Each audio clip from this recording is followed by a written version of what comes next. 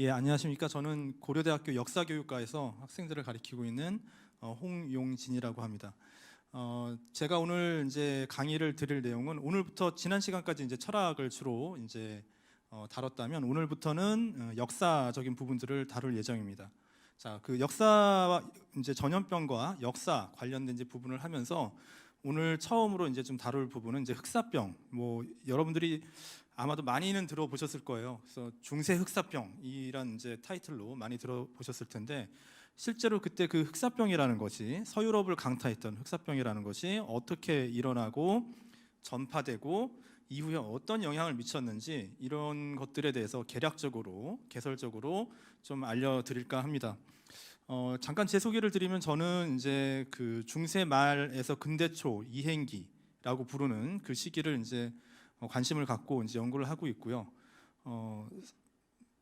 14세기를 중심으로 박사 논문을 작성했는데 뭐 이후로도 이른바 우리가 지금 르네상스 시기라고 하는 14, 15, 16세기에 서양 문명이 어떻게 이제 변화해 갔는지 그 부분을 이제 주로 다루고 있는 사람입니다.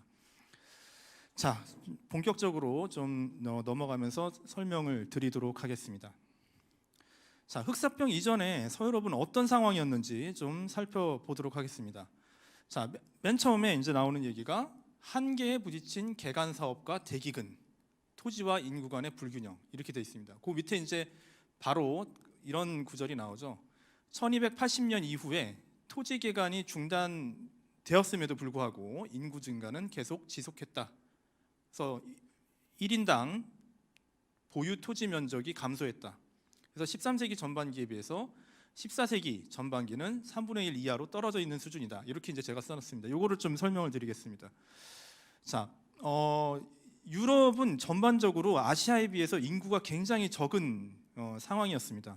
특히나 이제 10세기, 11세기 당시에 특히나 이제 9세기, 10세기 우리나라로 치면 뭐 한 고려 신라 시대 말기, 고려 초기 이 시기인데 이때 한번 대혼란에 빠집니다.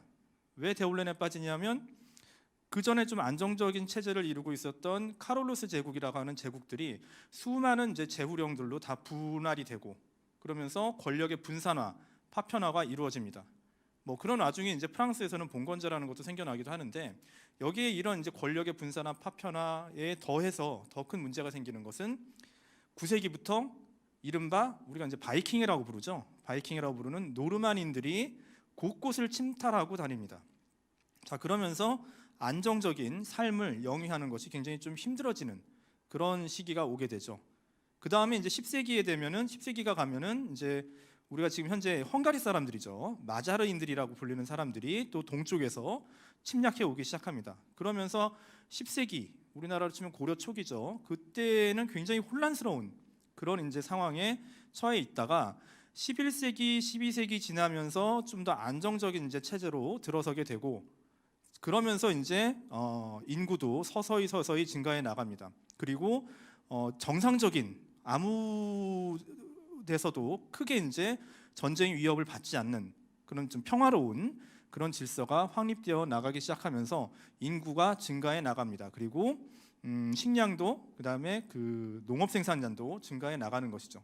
근데 여기서 이제 농업 생산량이 증가하는 것은 기본적으로 뭐 여러 가지 뭐 기술의 발전을 중세 때 있었다고 조금이라도 있었다고 얘기는 하지만 가장 근본적으로 중세 시기에 농업 생산량이 증가해 나가는 이유는 그냥 개간 사업이에요.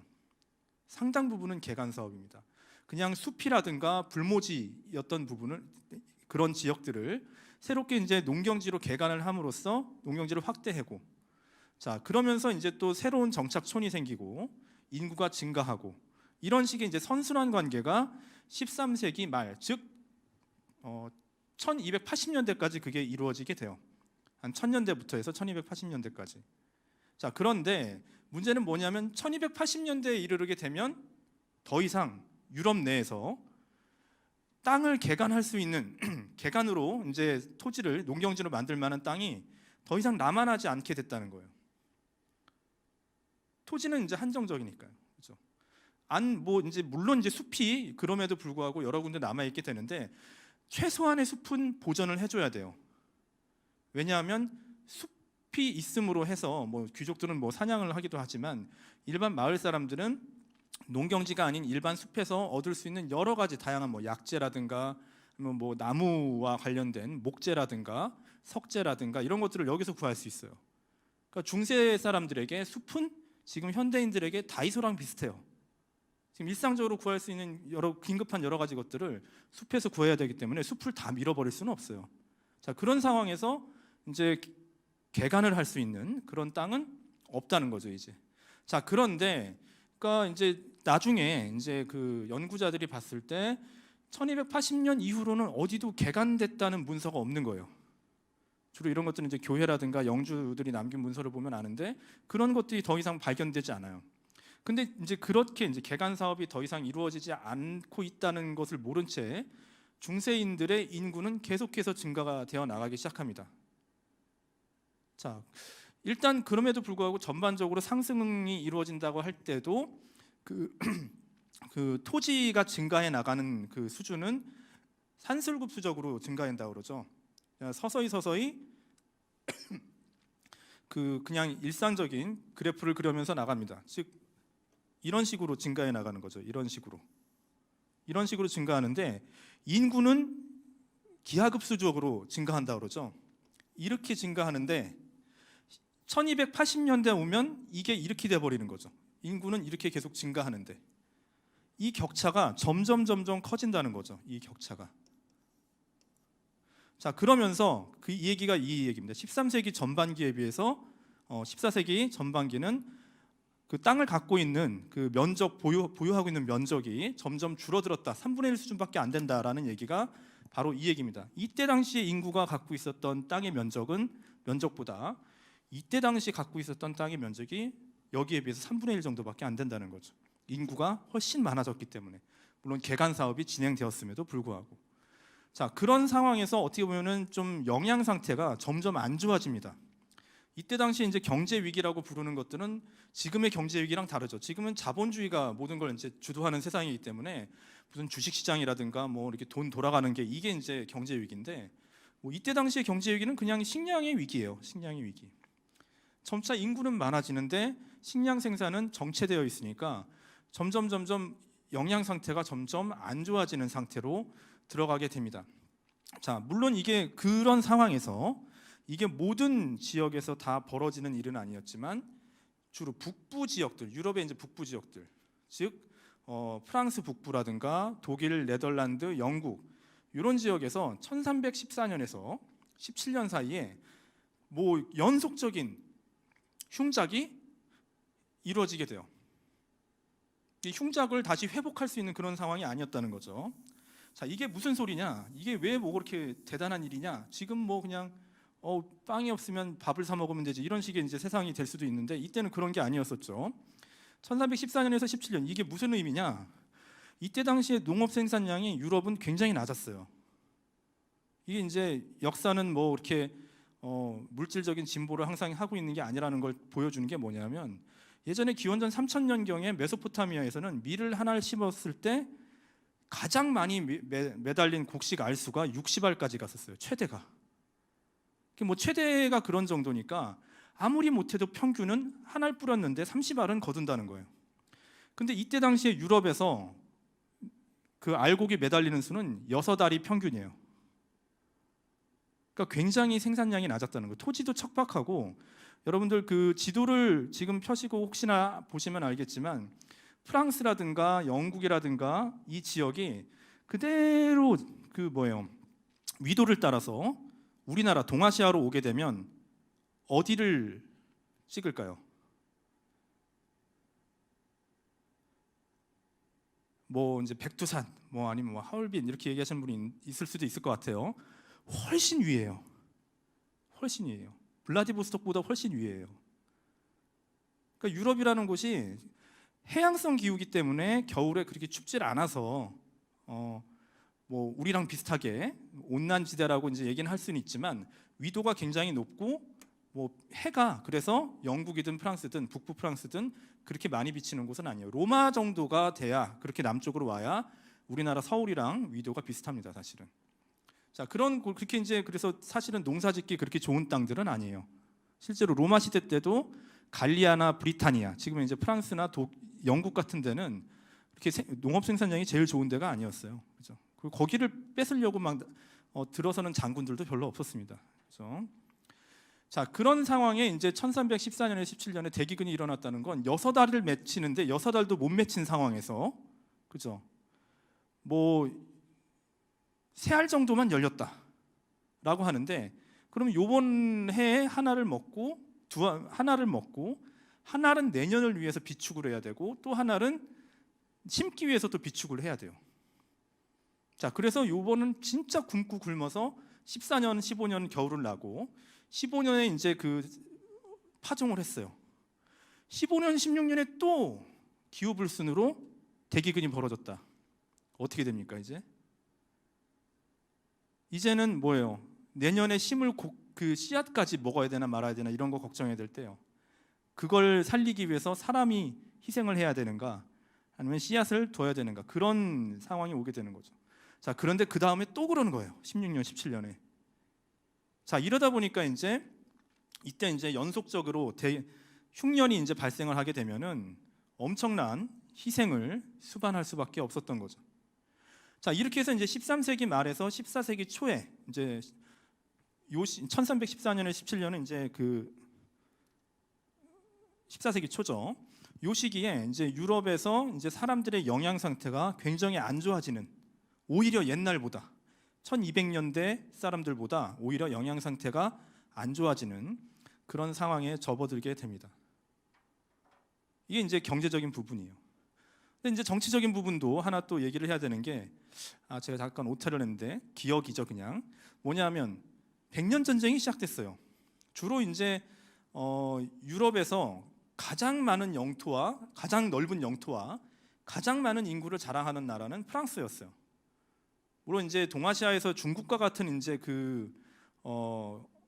규모로 비교를 할 수는 없지만, 그래도 나름대로 유럽에서는 중국 정도는 아니더라도 그래도 이제 중심을 잡고 있는 나라가 이제 프랑스였어요. 이때 당시 이제 인구가 14세기 초죠. 100년 전쟁이 일어나기 직전에 이제 유럽 전체 인구가 한 6천만 정도라고 얘기를 합니다. 뭐 작게 잡는 사람은 5천만 정도, 많이 잡는 사람은 7천만, 뭐 6천만도 얘기를 많이 하죠. 자, 유럽 인구가 6천만인데 그 중에 2천만 명이 프랑스 사람이었어요. 프랑스 왕국에 살던 사람들이었어요. 그렇죠? 그래서 이제 그리고 이제 영국 사람들이 한 500만 정도 됐던 거죠. 그 500만의 인구로 2천만이랑 싸운 거예요. 자, 어쨌든 100년 전쟁이 시작됐다는 건 다시 말하면 뭐냐면 굉장히 많은 인구를 갖고 있는 프랑스랑 그 위에 있는 영국이랑 전쟁을 벌이기 시작하면서 뭐 여러 가지 주변 나라에도 굉장히 큰 영향을 이제 미치기 시작했고, 그다음에 이제 서유럽 사람들 중에 많은 수를 차지하는 프랑스 사람들이 전화에 이제 휩싸이게 됐다는 걸 얘기를 하죠. 자, 1337년에 이제 사실은 뭐 선전포고를 합니다. 에드워드 3세라고 잉글랜드 왕이 그 선전포고를 하는데, 실질적인 무력 충돌이 일어나기 시작하는 건 1340년대에 벌어지게 됩니다. 그러면서 이제 여러 해전들이 벌어지게 되는데, 아예 이제 완전히 이제 본격적인 진짜 전투라고 하는 것은 1346년에 벌어져요. 1346년에 그 잉글랜드 왕 에드워드 3세가 군대를 이끌고 바다를 건너서 노르망디 생바스틀라 우그라는 곳에 도착을 해서 이 노르망디부터 해서 파리 북부 지역을 다 휩쓸고 이렇게 이제 올라갑니다. 자, 이게 이제 1446년에 일어났던 그 에드워드 3세의 프랑스 대원정이에요.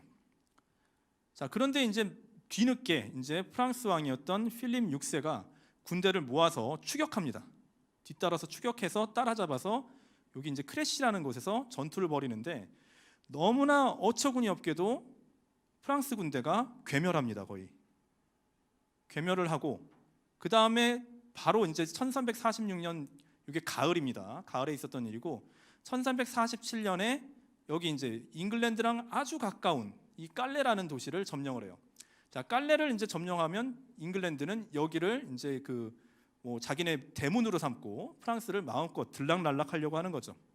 자, 결국 이제 깔레시를 46년에서 47년 넘어가면서 잉글랜드가 또 장악을 합니다.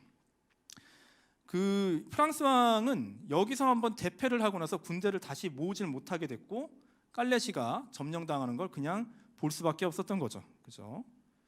자, 이 얘기를 왜냐하면 왜 갑자기 뜬금없이 46년에서 47년 얘기를 하냐면, 자, 흑사병이 일어난 해가 바로 46년부터예요. 자, 크레시 전투 46년에 이루어지고 47년에 이렇게 이제 깔레시까지 함락당해서 프랑스는 완전히 비탄에 빠져 있을 때, 예를 들어서 이제 프랑스 같은 경우는 이미 그때 47년 요때 남부 지방에 흑사병이 서서히가 아니죠, 아주 빠른 속도로 올라오고 있는 그런 상황이었다는 거죠. 그리고 48년에 가면 파리까지 흑사병에 모두 전염이 되는 그런 이제 상황에 처하게 됩니다. 자, 흑사병 발발로 인해서 잠깐 백년 전쟁이 잠깐 멈춰서요. 1356년 때까지는 휴전 상태에 있었다. 그래서 이런 이제 백년 전쟁이 유럽에서 또 굉장히 중요한 사건으로, 첫 번째 단계, 백년 전쟁은 보통 이제 4단계로 나눠서 얘기를 하는데, 그 중에서 첫 번째 단계가 이제 이렇게 프랑스의 패배로 끝나고 있을 때, 그때 또 이제 흑사병이 이제 전 유럽을 휩쓸고 있었다는 거죠. 이때 당시 유럽의 인구는 한 6천만에서 7천만이었다는 거죠. 잠깐 이제 뒤에 있는 그림을 좀 보게 되면 아까 말씀드린 것처럼 이렇게 이제 원정을 왔었죠. 흑사병 말고도 이제 백년 전쟁에 관심 있으신 분들은 왜 그러면 파리를 점령 안 했을까요? 우리 이제 임진왜란이랑 비슷하게 생각을 해서 한성을 점령하고 막 이렇게 평양성으로 이렇게 진격하는 거 생각하신다면 의아하게 생각할지 모르겠지만, 잉글랜드는 인구가 굉장히 적은 나라고 군사수도 그렇게 많지는 않았어요, 사실은. 그런 상황에서 파리를 점령해봐야 지킬 수는 없습니다. 그러니까 이제 필립 6세라고 하는 프랑스 왕이 무능력하다는 걸 드러내주는 것만으로 이제 그 원정을 통해서 니네들을 지켜주는 왕은 필립 6세가 아니야라는 것을 보여주기 위해서 이렇게 에드워드 3세가 이 지역들을 초토화시키면서 이제 한번 원정을 감행했던 거죠. 그렇죠? 자, 필립 6세는 실제로 무능력한 것을 보여줬어요, 실제로. 근데 이제 아이러니하게도 오히려 프랑스 사람들은 이상하게 생각하는 거죠. 아니, 이때 당시 이제 백년 전쟁에 대해서 조금이라도 알고 있는 사람들은 이미 알고 계시겠지만, 에드워드 3세가 필립 6세에 대해서 내가 바로 프랑스 왕이야라는 프랑스 왕위를 주장하면서 이 전쟁을 일으켰죠. 그렇죠?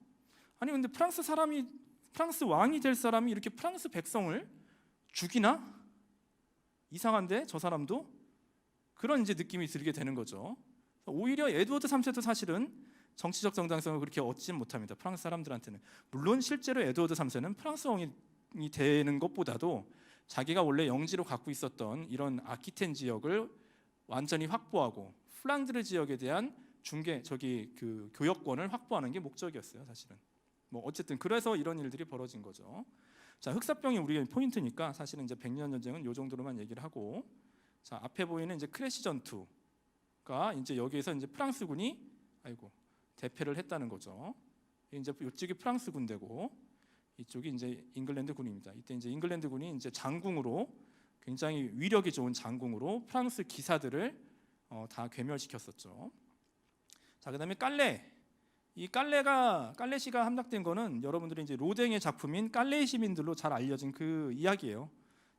1년 동안 이제 저항을 하다가 결국 이제 필립 6세가 구하지 못한다는 얘기에, 그렇다면 이 도시에 있는 사람들, 일반 백성들은 살려야겠다라고 생각하면서 그 깔레의 지도부들이죠, 엘리트들이죠, 이 사람들이 자기 목에 그 동아줄을 걸고 나타나서 우리만 죽여라, 이런 얘기가 전설처럼 전해져 내려오고 있습니다. 옛날에는 이 얘기가 진짜 있었던 얘기처럼 얘기가 됐는데, 요즘에는 최근에는 실제로 있었던 일은 아니고 일종의 이제 전쟁 당시에 만들어진 신화 아니냐, 이렇게 이제 연구가 또 되기도 하고 있습니다.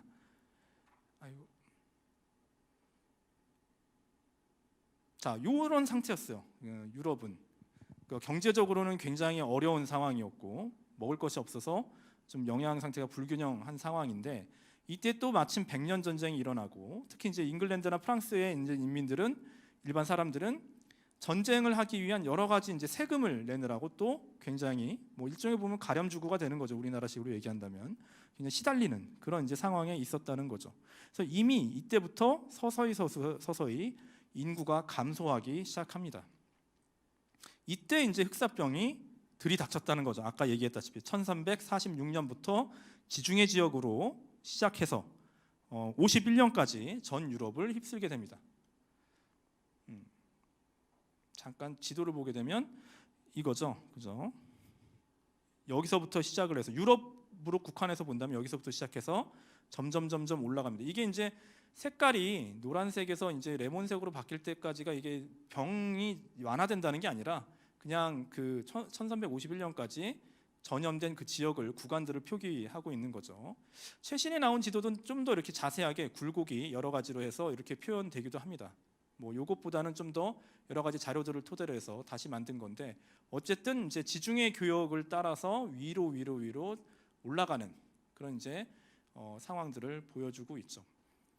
다시 이제 위로 잠깐 올라가서 자, 흑사병. 이 흑사병 그러면 어떻게 유럽에 들어왔느냐? 남쪽에서부터 이렇게 올라왔는데 흑사병은 어떻게 이제 들어왔느냐? 일단 흑사병의 전파 가장 직접적으로 이제 유럽에 들어온 흑사병은 중앙아시아에서 들어왔습니다. 중앙아시아. 자, 근데 여기서 이제 둘로 또 의견이 갈려요. 그럼 흑사병의 발생지가 중앙아시아냐? 아니면 중앙아시아가 아닌 다른 곳이냐? 여기서부터는 이제 알 수 없어요의 이제 영역이 되는 거죠. 자, 일단 이제 중앙아시아라고 확실하게 된 얘기는 뭐냐면, 자, 몽골군에 의해서 세균전이 벌어지고 이제 뭐예요? 중앙아시아 지역에 이제 흑사병이 발생을 했는데 그 중앙아시아 지역에서 이제 몽골 이때 당시 몽골이 있었던 시대예요. 14세기 초에 우리나라로 치면 언제예요? 원나라가 아니고 고려 말기입니다. 그죠? 고려 말기예요. 그때 이제 몽골이 뭐 유라시아 전체를 떵떵거렸을 때니까. 그죠? 몽골, 특히 이제 몽골 중에서도 서북아시아 지역을 차지하고 있었던 킵차크 칸국. 요즘에 이제 동양사에서는 주치울루스라는 표현을 씁니다. 자, 킵차크 칸국의 군대가 카파라고 하는 도시, 지금 현재는 페오도시아라는 이름으로 불리고 있는데 이 카파라는 도시를 공략하면서 여기에 사람들이 하도 완강하게 저항을 하니까 여기다 그 흑사병이 묻은 균을 성 안으로 집어 던집니다. 자, 그러면서 이제 카파시가 다 전염이 되는 거예요. 근데 여기가 어디냐? 흑해 지역에 있는 도시인데 여기에는 제노바 상인들이 많이 들락날락하고 있었던 곳이에요. 그 제노바 상인들이 나중에 전쟁이 끝나고 나서 감염이 된 채로 배를 타고 이탈리아를 거쳐서 프랑스의 뭐 마르세유나 이런 곳으로 도착을 했던 거죠.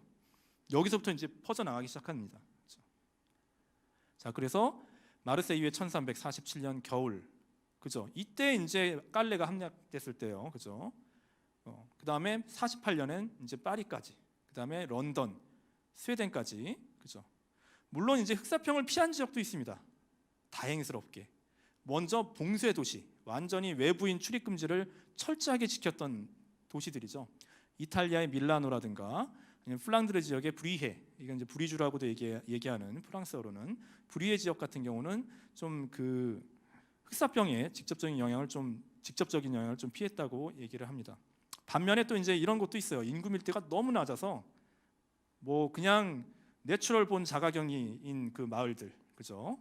워낙 흩어져서 살고 있기 때문에 서로 만나는 일이 없었던 그런 마을들, 산촌이라고 하죠. 이제 산계에서 있는 촌, 그런 지역에서 피레네 산맥이 있는 곳이라든가 동유럽에 있는 넓은 평야들 이런 곳에서는 흑사병 그 발생률이 좀 적었다고 합니다. 이 지도를 보게 되면 이런 거죠. 이제 동유럽 평야들이나 뭐 피레네 산맥, 그 다음에 밀라노, 브리헤는 좀 이렇게 피해간 그런 아주 소수의 어떤 그 뭐 예외 사례가 되는 거죠.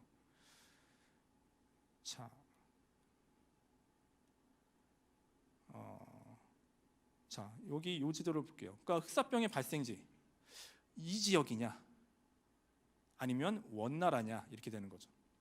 여기서 이미 1310년대부터 발생을 해서 실크로드를 따라서 중앙아시아에 왔고, 그래서 여기에서 이제 또 크게 발병을 해서 이 몽골군이 여기에서 그 세균전을 써먹었던 것이냐, 아니면 중국에 있었던 건 그냥 또 다른 전염병이고 지금 유럽에 영향을 미친 흑사병은 여기에서 발생한 거다. 이렇게 주장하는 사람들이 있습니다. 그러니까 갈리는데 이거를 명확하게 판정을 할 수 없는 게 이따가 이제 그 패스트와 관련해서도 이제 그 증상과 관련해서도 좀 얘기를 할 텐데 과연 이게 지금 우리가 알고 있는 패스트균이냐 이거를 의심하는 사람들도 굉장히 많습니다. 그 궁극적인 이유는 뭐냐면 14세기 바로 이 1346년 뭐 50년 요 사이에 있었던 그 패스트로 죽은 이른바 패스트라고 하는 것으로 죽은 사람들의 시체나 병원균의 어떤 그 흔적이 전혀 남아있지 않기 때문이죠. 그냥 우리는 글로 쓰여진 사료나 이미지를 통해서만 추정할 뿐이에요. 실제로 이제 부검이라도 해봐서 어떤 병균이라도 발견하고 진짜 시체 상태라도 보면 모르겠는데 흑사병으로 죽은 시체 중에 가장 오래된 시체로 발견된 게 16세기 거예요. 자, 그러다 보니까 뭐 16세기 것도 그러니까 사실 14세기 병이랑 같은 병이지 확언할 수는 없는 상황이에요. 그래서 이제 14세기 흑사병에 대해서는 굉장히 다양한 이론들이 많이 있고 어디서부터 출발했느냐부터도 굉장히 서로 다른 의견들이 있는 것이죠. 그렇죠? 자, 그리고 이제 만약에 중국에서 원나라에서부터 발생했다 했을 때 주로 이제 이 병원균이 퍼지는 길은 바로 교역로입니다. 유럽에서도 그 흑사병이 퍼진 길은 교역로였어요. 이 실크로드라고 부르죠. 초원의 길. 실크로드는 뭐 원래는 이제 초원의 길만 주로 부르는 거였는데 나중에는 이제 뭐 인도양 항해로까지 이제 얘기를 하는데 주로 이 초원의 길을 따라서 이렇게 이제 퍼져 나가게 됩니다. 그렇죠? 교역로가 바로 전염병의 그 전파로가 되는 거죠. 자, 이런 것도 이제 잠깐 우리가 참고로 보게 되는데, 자, 여기 카파 여기 있습니다. 그렇죠? 자, 여기가 이제 아까 얘기했던 페오도시아 또는 옛날 지명으로는 카파라고 불렀던 곳이고, 지금 여러분들이 보시면 이제 빨간색 교역로가 있고 파란색 교역로가 있죠. 자, 파란색 교역로는 베네치아가 장악하고 있었던 교역로입니다. 빨간색 교역로는 제노바가 장악하고 있었던 곳이죠. 그러니까 만약에 이 카파라는 도시가 베네치아 사람들이 드나드는 곳이었다면 베네치아부터 감염이 됐을 거예요 아마. 근데 제노바 사람들이 흑해 지역을 장악한 사람들은 제노바 사람들이에요. 베네치아 사람들은 남쪽, 우리가 이제 레반트 지역이라고 부르죠. 이쪽 지역을 장악하고 있었습니다. 자, 이런 상황에서 이제 제노바 상인들이 카파시를 갔다가 여기서 이제 감염이 돼서 오게 되는 거죠. 이게 지금 그래서 감염 루트입니다. 이게 빨간색이 사실은 교역로였지만, 그죠? 여기서부터 감염 루트가 되는 거죠. 여기 페오도시아로 해서 이렇게 오는 것들이. 자, 하나 추가로 얘기를 드리면, 뭐 흑사병이 훨씬 나기 이전 사람이긴 하지만 베네치아 상인으로 굉장히 유명한 사람이 누구예요? 마르코 폴로죠. 그죠? 마르코 폴로가 그래서 그 원나라로 가는 길은 이쪽으로 해서 가요. 남쪽으로 해서. 이쪽 길도 있긴 하지만 그 북쪽으로 가는 길도 있긴 하지만. 그죠? 자, 그래서 이제 전파가 어떻게 됐는지를 우리가 좀 살펴봤습니다. 자, 그다음에 흑사병의 원인과 증상, 과연 어떤 이제 어떻게 전파됐는지를 봤으니까 어떤 이제 원인이 있었고 어떤 증상인지 현대적인 의학으로 패스트균이다라고 이제 이거를 발견을 하고 규정을 내리고 이름을 붙인 사람이 바로 알렉산드르 예르생이라고 하는 프랑스계 스위스 생물학자예요. 뭐 의학자이기도 하죠. 이 사람 자신도 나중에는 이제 프랑스 가서 살기도 합니다. 그렇죠? 이 사람이 이제 홍콩에서 1894년에 패스트가 이제 발생한 걸 보고 이게 패스트균이다라고 얘기를 합니다. 그때 이제 패스트균에 의해서 일어나는 패스트균에 감염이 됐을 때 일어나는 증상이 뭐가 있었느냐? 공통적으로는 열이 납니다. 그리고 구토를 하고 사람들은 두통을 동반해요. 근데 이제 그게 이 패스트균이 어느 쪽으로 들어가느냐에 따라서 인체에 나타나는 증상은 다양하게 나타나는데 공통은 이래요. 폐혈성 패스트, 림프절 패스트, 폐 패스트 이렇게 세 가지로 나누게 돼요. 폐혈성 패스트는 혈액에 이제 혈관이죠. 이쪽에 이제 그 패스트균이 들어갔을 때요. 이때 이제 각종 출혈, 이제 피부에서 이제 피가 줄줄 흐른다든가 아니면은 괴사. 그러니까 우리가 이제 이제 흑사병을 블랙데스라는 말에서 이제 번역한 말인데 이 블랙데스라는 말의 어원이 되는 거죠. 커다란 이제 주화 모양의 검은 반점들이 이 피가 응고되고 출혈되고 응고되고 그러면서 괴사해 나가면서 그런 이제 검은 반점들이 생겨 나가는 거죠. 자, 이게 이제 그래서 폐혈성 패스트가 사실 이렇게 걸린 사람이 제일 많은 건 아니었지만 우리가 블랙데스라고 영어로 불렀을 때 이렇게 이제 명칭을 붙이는 그 기원이 됩니다. 자, 림프절로도 들어갑니다. 림프절로 들어가면은 부종이 생겨요. 막 부어오릅니다. 곳곳이. 좀 이따 이제 이미지를 좀 보도록 할게요. 다음 폐로 들어가는 경우도 있어요. 완전히 호흡이 곤란한 거죠. 자, 이 이제 패스트균은 지금 발견한 걸로는 그거죠. 쥐에 붙어 있는 쥐벼룩이 있고, 그죠? 쥐벼룩에 이 패스트균이 사는 거예요. 쥐벼룩에. 그러니까 쥐에 사는 쥐벼룩에 사는 패스트가 되는 거죠. 패스트균이 되는 거죠. 자, 그러니까 쥐가 많을수록, 그 다음에 쥐벼룩이 많을수록 패스트균이 널리 퍼진다라는 가설이 이제 성립이 되는 거죠. 자, 그래서 이제 나오는 얘기가 쥐벼룩이 전파하는 패스트균 예르시니아, 이 사람 이름이 예르생이니까 여기에서 라틴어식으로 변형을 해서 예르시니아 페스티스라고 이제 정식 명칭은 이렇습니다. 자, 그런데 아까도 제가 말씀드렸듯이 이때 당시에 진짜 패스트로 죽은 사람의 시체를 우리가 확보하지 못합니다. 전혀 앞으로도 확보 못할 거예요, 그죠? 1300년대 죽은 시체를 어떻게 찾아내요, 이거를, 그죠? 왕도 아니고 일반 사람들인데, 그죠? 여기서 반론이 있어요. 14세기에 일어났던 흑사병은 균이 아닐 가능성이 굉장히 높다. 그냥 바이러스일 경우도 가능성도 있다라는 거예요. 자, 여러분들 요번에 이제 우리 코로나 때문에 바이러스라는 게 뭔지 확실하게 이제 아실 거예요. 균이랑 달라요. 그죠? 균은 생명체입니다. 균은 생명체고 우리 이제 보통 생명체가 갖고 있는 성격을 그래서 같이 갖고 있어요. 그죠? 더우면은 더 활동이 많아지고 추우면은 활동이 줄어듭니다. 그래서 겨울에는 균에 의한 전염이 약화됩니다. 그죠? 식중독 겨울엔 잘 안 일어나잖아요. 그죠? 자, 그런데 우리가 회를 먹었을 때 회를 잘못 먹었어 하면서 식중독 걸렸어 할 때는 균에 의한 거지만 겨울에 회를 잘못 먹으면 우리가 노로바이러스 걸리죠. 겨울에도 바이러스에 의한 감염은 가능합니다.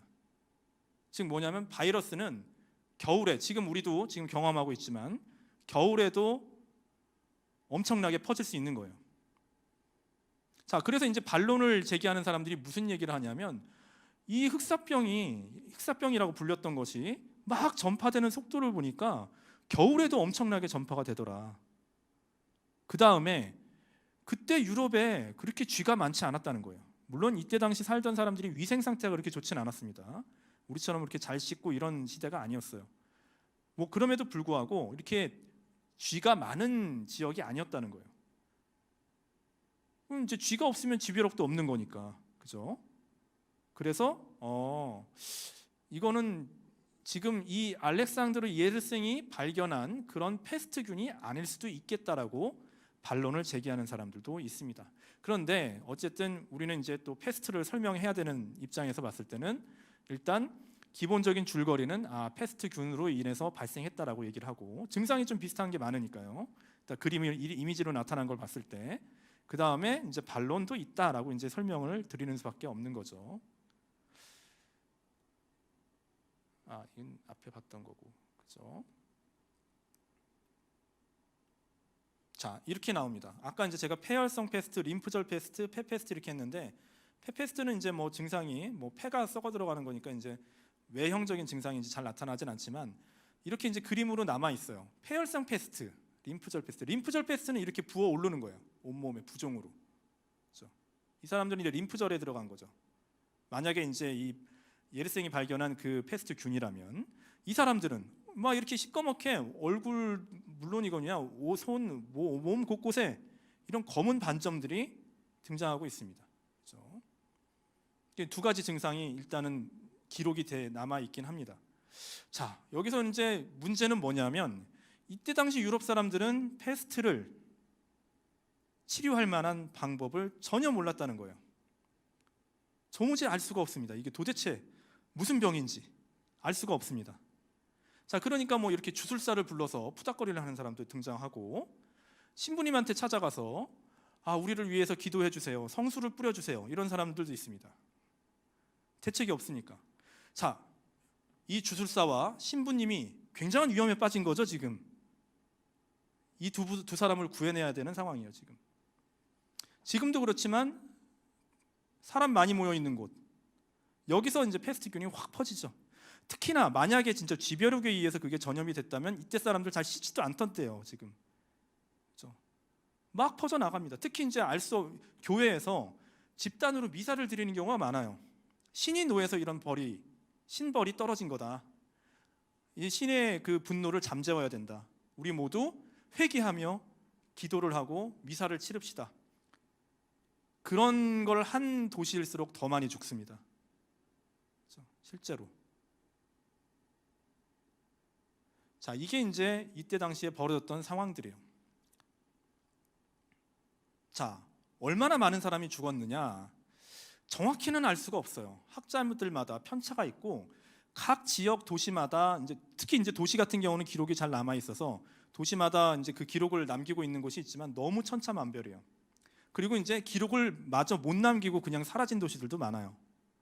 근데 기록이 남아 있는 곳에서 보면은 그것들을 추려서 추산을 했을 때 아마 이제 평균치로 봤을 때 유럽 전체 인구의 3분의 1이 죽었다가 이제 최소 숫자예요. 이거 왜 이렇게 이런 걸로 바뀌었는지 모르겠지만 최대는 한 절반 이상 죽었다라는 거죠. 평균적으로 봤을 때. 자, 이건 이제 우리가 그냥 숫자로만 받아들이면 3분의 1, 2분의 1 이러는데, 이건 진짜 리얼하게 여러분들이 그 가정에서 각각 받아들인다면 각 집집마다 4인 가구 기준으로 한 명이나 두 명씩은 꼭 죽었다는 얘기예요. 집집마다 곡소리가 나는 거예요. 이거 엄청난 사태입니다. 동네에서 이유 없이 어떤 사람이 죽었어도 서로 어째 그런 일이 벌어졌다 하면서 우리가 애도하고 불쌍하게 여기고 공감을 표하는 게 지금 우리의 인간의 감성이라고 생각을 한다면 집집마다 한두 명씩 죽는 거예요. 이때 당시에도 4-5명이에요. 1인 가구 기준이. 엄청난 숫자예요. 집집마다 다 그렇게 죽어나간다는 건. 이건 진짜 이 중세 사람들 입장에서 봤을 때 완전 패닉이죠.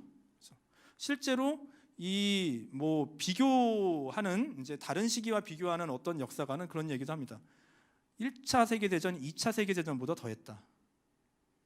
물론 우리가 다음 주에 보게 될 천연두, 아메리카 원주민들을 파괴시켰던 천연두는 더하지만 어쨌든 유럽의 상황으로만 본다면 1, 2차 세계대전보다 더했던 거 아니냐, 이렇게까지 얘기를 합니다. 그렇죠? 자, 그런데 이거는 평균치만 갖고 얘기했을 때 이래요. 그냥 도시마다의 편체를 하나하나씩 놓고 보게 된다면 가장 적게 사망한 축에 속하는 독일의 류벡 같은 경우는 35% 정도만 사망했대요. 3분의 1 수준에 딱 맞는 거죠. 자, 그런데 함부르크 같은 경우는 76%나 사망했대요. 이건 절반이 넘어가죠. 그렇죠? 아예 그냥 이건 기록이 없이 폐촌이 된 곳도 굉장히 많았을 거예요. 아마 마을이 거의 90% 사라지는. 그럼 남은 사람들이 이제 이 마을 다 우리 거야 이런 게 되는 게 아니죠. 그 마을에서 살아갈 수가 없습니다. 그렇죠? 떠돌이가 되는 거죠. 자, 그리고 농촌보다 아무래도 사람들이 밀집도가 더 있는 도시에서 보다 심각하게 감염이 확산되었다고 합니다. 자, 이때 이제 이렇게 큰 충격을 주고 14세기 중반에 큰 충격을 주고 패스트가 사라지죠. 일단은 이제 잠잠해집니다. 그러나 이거는 그냥 잠잠해지는 거예요. 없어지는 건 아니에요. 이후로도 사실 이렇게 제가 얘기 드리는 그 전제는 패스트균이라는 게, 아까 예레생이 발견한 패스트균이라는 게 계속 반복적으로 나타났다라는 이제 전제 아래 이렇게 얘기를 드리는 거죠. 그 전제 아래서 이제 18세기까지도 흑사병이 국지적으로 간헐적으로 이제 시기와 장소에 따라서 이제 여러 편차를 두고 이제 계속해서 재발이 된다. 그래서 이제 18세기까지 전쟁 기근과 함께 지속적인 인구 감소의 요인이 된다, 이렇게 이제 얘기를 하는데, 여기서 또 이제 계속 또 시비를 걸 수 있는 게 뭐냐면 14세기에 있는 그 일어난 패스트가 진짜 뭔지 정확하게 모르는 입장에서 15세기의 사람들이 패스트라고 적은 것, 16세기의 사람들이 패스트라고 적은 것, 17세기에 저쪽 지방에서 패스트라고 적은 것, 18세기에 저쪽 지방에서 패스트라고 적은 것이 과연 다 같은 병일까? 19세기 이후에 이제 근대 의학에서 이제 이런 병균에 대해서 우리가 예민하게 받아들이기 시작했어요. 그래서 19세기 후반에 가서야. 그 전에는 이런 거 없었어요. 위생 개념도 없었고, 그죠? 이 환자 수술했던 칼 그대로 들고 가서 씻지도 않고 저 환자 그 수술했던 게 19세기 중반까지의 일이에요. 그러다가 이제 다 이제 수술했는데도 다 감염돼서 죽는 거죠. 그죠? 그렇게 이제 감염과 아니면은 그 균과 바이러스 이런 것들을 전체적으로 몰랐던 상황이기 때문에 과연 이제 그런 거죠. 18세기까지 흑사병이 계속해서 발병했다는 얘기는 그냥 기록에서만 그걸 이제 이름을 전염병이란 뜻으로 패스트란 말을 써서 그런 거지 실제로 같은 패스트균인가에 대해서는 좀 의문의 소지가 있습니다. 실제로 솔직히 얘기를 하면은. 그렇죠? 자, 그림을 몇 가지 보게 되면 진짜 대량 사망. 저는 이제 작년까지 이제 이런 그림을 보면서 와 진짜 관 이랬는데 올해 진짜 이탈리아의 뉴스를 보면서 똑같은 장면을 보고 놀랐어요. 저는 진짜 관들이 막 쌓여 있죠, 이러고. 그렇죠? 이게 지금 다시 한번 700년 만에 다시 벌어지고 있는 일들이에요. 자, 흑사병 사망자를 매장하는 뚜르네 시민들. 저기 북부 프랑스 쪽에 있는 도시예요. 질르 뮤지라고 하는 이제 이 당시에 이제 살아갔던 연대기 작가 성직자입니다. 이 사람이 이제 남기고 있는 그 연대기에 이때 당시 사람이 또 이제 그림을 그려 넣어서 이제 그 얘기를 해주고 있는 거죠. 그렇죠? 자, 그러면은 이 흑사병은 도대체 뭐라고 생각했을까? 이 흑사병을 도대체 중세 사람들은 뭐라고 생각했을까라는 거죠. 뭐라고 생각했을까? 아까 이제 제가 아까 심벌이라고 얘기는 했어요. 그건 이제 일반 대중들의 이제 얘기예요. 이때 당시에도 의학자들과 의사들은 있었어요. 그럼 의학자들과 의사들은 뭐라고 설명을 했을까?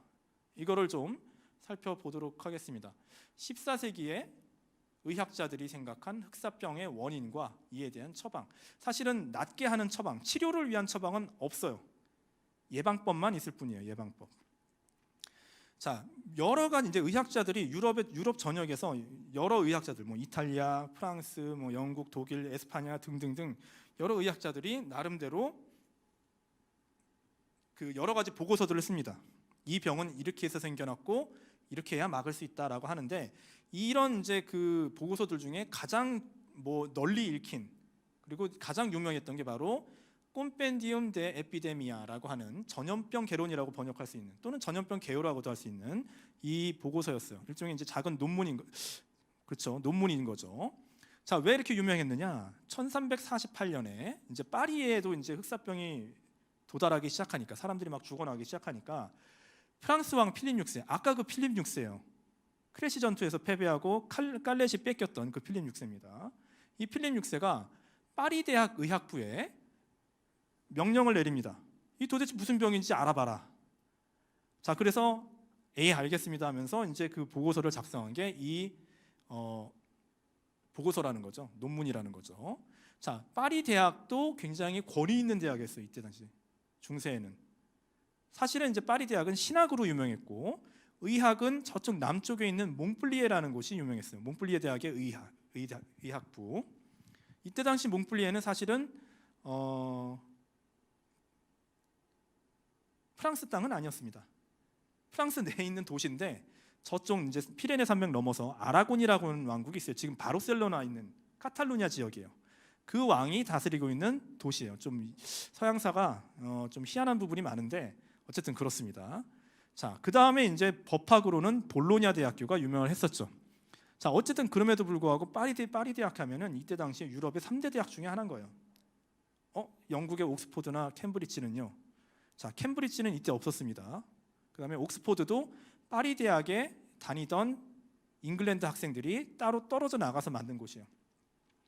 자, 어쨌든 그 대학의 권위, 그 다음에 왕 중에 가장 강력한 어떻게 보면은 잉글랜드한테 그렇게 지기는 했지만 어쨌든 간에 14세기 초까지 프랑스 왕이 굉장히 여러 군주들 중에 굉장히 어떤 그 권위를 지니고 있는 그런 사람으로 이제 여겨져 왔기 때문에 왕이 또 직접 주문을 하기도 했고, 자 그런 차원에서 봤을 때 이제 전염병 개론이라는 책이 아니라 이제 보고서가 가장 당대에 가장 권위 있는 의학 저술로 인정을 받게 되죠. 그 이후로도 좀 많이 얘기가 됩니다.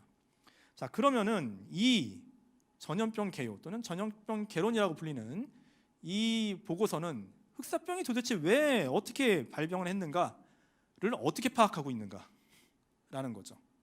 흑사병의 발병 원인 두 가지로 나눠요. 원인을 먼 원인, 가까운 원인. 이걸 또 뭐 보편적인 원인, 특수한 원인 이렇게 얘기를 하기도 합니다. 자, 먼 원인. 이 무슨 천체가 나오죠. 점성학입니다. 점성술 또는 점성학이라고 하는 거죠. 화성과 목성, 토성 간의 상호작용으로 정확하게 얘기하면 뭐라고 나오냐면 지금의 영어로 하면 컨정션이라고 나와요. 컨정션. 이게 이제 천체 물리학 그 용어로는 합이라고 표현해요. 우리가 합하다 할 때 합. 천체학 용어로는 자 합으로 대지에서 과도한 습기와 열기가 산출됐다. 사실은 이제 습기가 더 중요합니다. 그렇죠? 대지에서 과도한 습기가 산출이 되고 하늘에 열기가 가득 찬 거예요. 그렇죠? 자 그러면서 지하 부패 증기가 확산되어 공기랑 결합하면서 공기가 썩고, 그렇죠? 그게 이제 사람들이 들이마시면서 이 전염병이 발생했다는 거예요. 좀 더 다시 정확하게 풀어서 설명을 한다면 화성, 목성, 토성 간의 상호작용이 일어나요. 지금 이제 이게 뭐냐 도대체 이 합이라는 게 뭐냐? 얼마 전에 일어났습니다. 2020년 4월 15일 날 YTN 뉴스를 보면은 목성, 토성, 화성, 달의 새벽 하늘 사증주에서 이제 이런 기사가 떴었어요. 캡처를 해온 거죠. 달이 맨 처음에 뜨고 그 다음에 뒤따라서 목성 뜨고 토성 뜨고 화성 뜨고 하면서 한날 한시에 이렇게 가깝게 달 이외에 세 가지 행성이 인접해서 붙어 있는 일들이 종종 일어나죠. 그죠? 이것 때문에 이렇게 이 거대한 행성들이 서로 붙어 있게 되는, 그러면서 서로 상호작용을 일으키는 그런 것들 때문에 과도한 습기와 열기가 산출이 됐다는 거예요. 그건 또 무슨 소리야? 이렇게 이제 얘기할 수 있죠. 그죠? 어떻게 되느냐? 뭐예요? 지구가 가운데 있죠. 아직 코페르니쿠스 이전입니다. 그죠? 천동설이에요, 지금. 그죠? 지구가 가운데 있어요. 달 돌고 있고. 수, 금, 지가 아니라 태양이 들어가 있죠. 화, 목, 토 해서 이게 세 개가 한꺼번에 나타나는 그런 현상인데, 이때 당시 이제 점성학에 따르면은 이 별마다 성격들이 있죠. 사요소, 사체질설 이런 거죠. 열기와 냉기, 그다음에 습기와 건기 이런 것들로 이제 이런 행성들도 또 설명을 하게 되는데, 자 화성 마르스죠. 군신 마르스의 이름을 딴 화성이에요. 그러니까 얘는 전쟁의 기운을 불러오는 그런 별이고, 따라서 굉장히 극도의 열기를 갖고 있어요. 그리고 굉장히 메말라요. 그리고 실제로 이제 전쟁이 일어나게 되면 모든 게 다 풍요로움이 사라지죠. 그게 이제 건조함으로 이제 얘기를 하고 있는 거죠. 그렇죠? 메마름. 그죠? 목성은 어떤 거냐? 그냥 보통의 열기를 갖고 있어요. 그런데 화성과는 달리 습기를 갖고 있다고 설명을 해요. 자, 토성이 근데 여기 또 끼어들어요. 토성은 냉기가 있어요. 흙이니까, 사투르누스 흙이니까 냉기와 건기를 갖고 있다고 얘기를 해요. 자, 근데 이게 어떻게 이제 작용을 하느냐? 일단 보통은 화성과 목성만 작용을 한다라고 얘기를 해요. 그래서 이제 극한 열기와 건기와 습기가 이제 만나게 되는데, 이게 무슨 얘기냐? 일단 엄청 더워요. 이제 공기를 엄청나게 데웁니다. 열기로 데우는데, 목성은 습기를 내뿜어내고 화성은 그걸 다시 건조하게 빨아 올린다는 거예요. 자, 그러면서 이제 대기에 습기가 들어왔다가 다시 건조해서 올라가게 되는 대류 운동이 발생하게 되는 거죠. 엄청 더운 상황에서. 자, 이런 상황에 토성까지 끼어들었다는 거예요. 토성까지. 토성에는 냉기가 있으니까 열기를 조금은 잠재우지만, 화성의 극한 열기를 좀 잠재운다 하더라도, 그죠? 이건 플러스 3개, 플러스 4개짜리에 이제 냉기 하나 마이너스 한번 한다고 해서 열기가 확 줄어들진 않습니다. 대신에 그냥 건기만 더 추가해 주는 거예요. 자, 그러면서 습기와 건기의 그 대류 운동을 더 크게 만들어내는 거예요. 자, 그런데 이 와중에 그냥 보통 때였으면은 지구 땅 밑에 그냥 가라앉아 있었던 썩은 여러 가지 이제 부패한 기운들, 수증기 이런 것들이 가라앉아 있었을 텐데, 이런 이제 대류 운동을 통해서 건조함이 이제 습기를 날려버리는 이런 운동이 심화되어 나가면서 땅 속에 있는 이 유독한 수증기까지 빨아올리기 시작했다는 거예요, 대기로. 그래서 그 이제 썩은 물질들이 공기로 다 퍼지게 되고, 수증기 형태로 그렇게 이제 공기가 감염이 되고, 그 공기를 들어 마시거나 아니면은 거기에 노출이 된 사람은 아까 봤었던 우리가 얘기했던 그 패스트 흑사병에 걸리게 되는 것이다 라고 이제 이때 이제 설명을 했던 것이죠. 자, 그래서 지구에서는 과도한 열기, 습기의 상승 운동, 이 습기가 이제 그냥 습기가 아니라 썩어 있었던 수증기, 그것까지 이제 빨아들이게 되는 거죠. 자, 그래서 모든 이제 그 사체질론 또는 사요소론으로 설명할 때 패스트의 가장 큰 문제점은 결국 열기와 습기예요. 열기와 습기 때문에 일어난다고 봐요. 자, 그래서 뭐 예방법, 치료법은 아니더라도 예방법은 그래서 뭐냐? 열기와 습기를 피하는 겁니다. 자, 그런 식으로 이제 설명을 하게 되는 거죠. 자, 이제 뭐 단계로는 보면 이래요. 이 화목토 간의 상호작용, 습기와 열기의 과도한 산출, 이게 이제 먼 원인이에요. 가까운 원인. 그래서 지하의 부패 증기가 확산되고 이게 공기랑 혼합돼서 퍼져 나가는 거죠. 이게 호흡으로 심장과 폐 등등에 이제 침투를 하면서 전염이 된다. 이게 이제 그 단계입니다. 예방법, 치료법은 없어요. 예방법만 얘기를 합니다. 아이고. 자, 일단 열기와 습기를 피해 건조함을 유지해라. 열기와 습기는 이제 음식에도 굉장히 큰 영향을 미칩니다. 열기가 있는 음식, 그다음에 습기가 있는 음식 다 피하라는 거예요. 그다음에 가벼운 음식 먹으라고 얘기를 합니다. 열량이 낮거나 흐르는 깨끗한 물. 그다음에 이제 차갑게 해주는 게 이제 그 맛 중에서는 신맛이죠. 신맛이 차갑죠. 그래서 몸이 냉한 사람들은 신맛 싫어하시죠. 자, 식초 많이 넣어 먹으라는 얘기를 그렇게 많이 합니다. 음식마다 식초 넣으라고 그래요. 자, 그리고 이제 가벼운 음식이라고 그랬는데 가벼운 음식은 뭐고 무거운 음식은 뭐냐 이런 거예요. 지금 우리가 보면 뭐냐면 칼로리와 뭐 그 열량이 높은 음식들, 그게 무거운 음식들입니다. 그러니까 가벼운 음식 중에는 뭐 야채나 이런 거 다 당연히 들어가는데, 고기 종류 중에 토끼고기 아니면 송아지 고기, 양고기는 가벼운 음식이에요. 반면에 이제 뭐 그 소고기, 돼지고기 아니면 뭐 기타 등등 굉장히 무게가 많이 나가는 종류의, 그다음에 고단백, 그다음에 고열량의 음식들은 피하라고 합니다. 왜? 열기를 만들어내니까. 그다음에 아무래도 또 여러 가지로 또 육즙이 빵빵 터지는 그런 음식들, 습하다는 거예요. 먹지 말래요. 그다음에 요리를 할 때 절대 물에서 넣어서 삶지 말라고 합니다. 뭐 그런 식으로 얘기를 해요. 그다음에 우리가 봤을 때는 가벼운 음식 같은데 생선 먹지 말라고 합니다. 그죠? 습기가 있으니까. 그죠?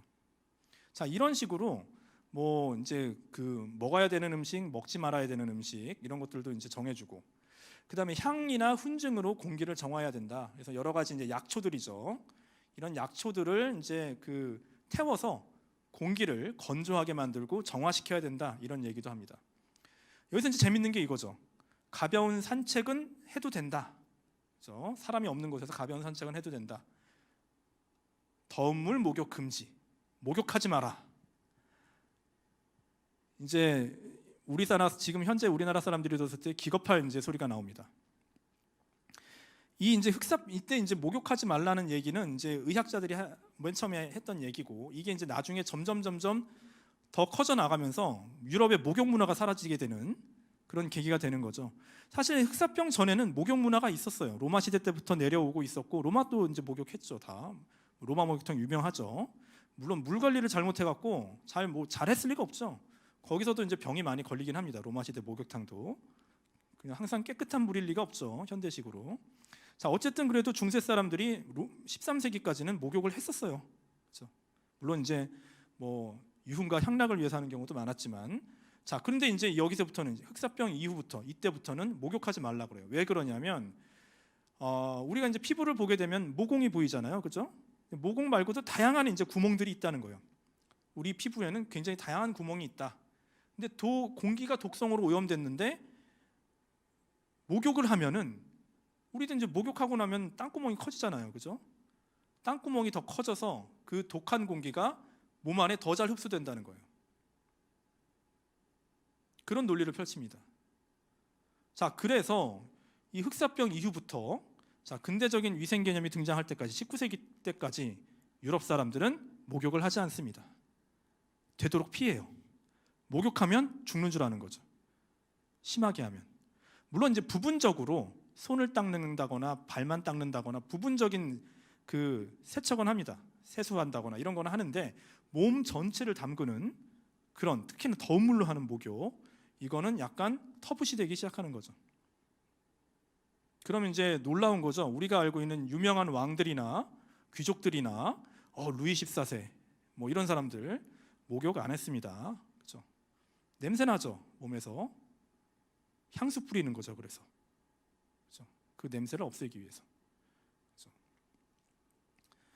자, 그 다음에 가볍고 소화하기 쉬운 음식물을 섭취하고, 그렇죠? 과식과 과음 금지, 그렇죠? 요거는 아까 얘기했던 부분이죠. 그 다음에 치료법 중에 이제 사혈, 몸을 가볍게 해야 된다. 나쁜 피를 빼내야 된다. 이거는 사혈은 이제 피를 빼는 거는 뭐 유럽의 전통이에요. 그래서 나쁜 피를 빼서, 그죠? 새로운 피를 생성시켜서 몸을 맑게 해줘야 된다는 거죠. 그러니까 우리는 이제 체했을 때 바늘로 잠깐 빼는 그런 그 피를 유럽에서는 그냥 콸콸콸콸 빼냅니다. 실제로. 뭐 제가 이제 프랑스에서 유학할 때 보면은 진짜 피 검사할 때 피를 뽑는 양이 달라요, 우리나라랑. 이 사혈 전통이 있어서 그런지 모르겠는데 한 번 뽑으면 굉장히 많이 뽑습니다, 피를. 그다음에 뭐 알로에, 각종 약초, 식초 이런 것들을 이제 추천을 합니다. 사실 이런 거 다 해봐야 패스트 안 났죠, 그죠? 그리고 걸릴 사람 안 걸리고 그러지도 않습니다. 이거 한다고 해서 목욕을 안 한다는 건 더 큰 문제죠, 사실은. 쥐벼룩이 더 좋아하겠죠, 사실은. 그죠? 근데 이렇게 믿었어요, 그죠? 이때 당시 사람들이. 자, 그래서 이제 결국에는 패스트는 결국에는 뭐 하나도 이제 뭐 치료가 되거나 그러지는 못하고 예방법만 있다고 했지만 그 예방법이 뭐 치료를 거두는 건 아니죠. 치료를 거두는 것도 아니었어요. 그냥 속절없이 당하기만 하는 거죠.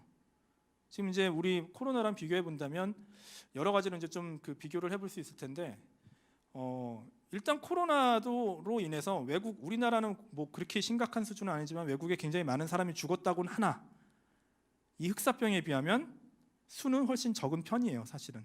우리는 정확하게 예방법과 치료법은 아직 모르지만 일단은 뭐 마스크 쓰고 뭐 멀리 피해야 되고 이런 등등의 지금 우리가 아까 봤었던 중세 예방법이 아닌 진짜 실효성이 있는 예방법을 알고 있기 때문에 그렇죠. 그렇죠? 그다음에 패스트만큼 그렇게 치명적인 것도 아니에요, 사실은. 그렇죠? 3분의 1이 죽을 정도는 아닌 거죠. 뭐 미국이나 이런 데 굉장히 많다고 해도 이 정도까지는 아니에요, 사실은. 그렇죠? 자, 그런데도 불구하고 패스트는 그게 3, 4년을 갔어요. 우리는 지금 1년 지난 것 같고 지금 난리죠. 막 답답하다. 근데 이게 이제 당장 나을 것처럼 생각하니까 답답한 거예요.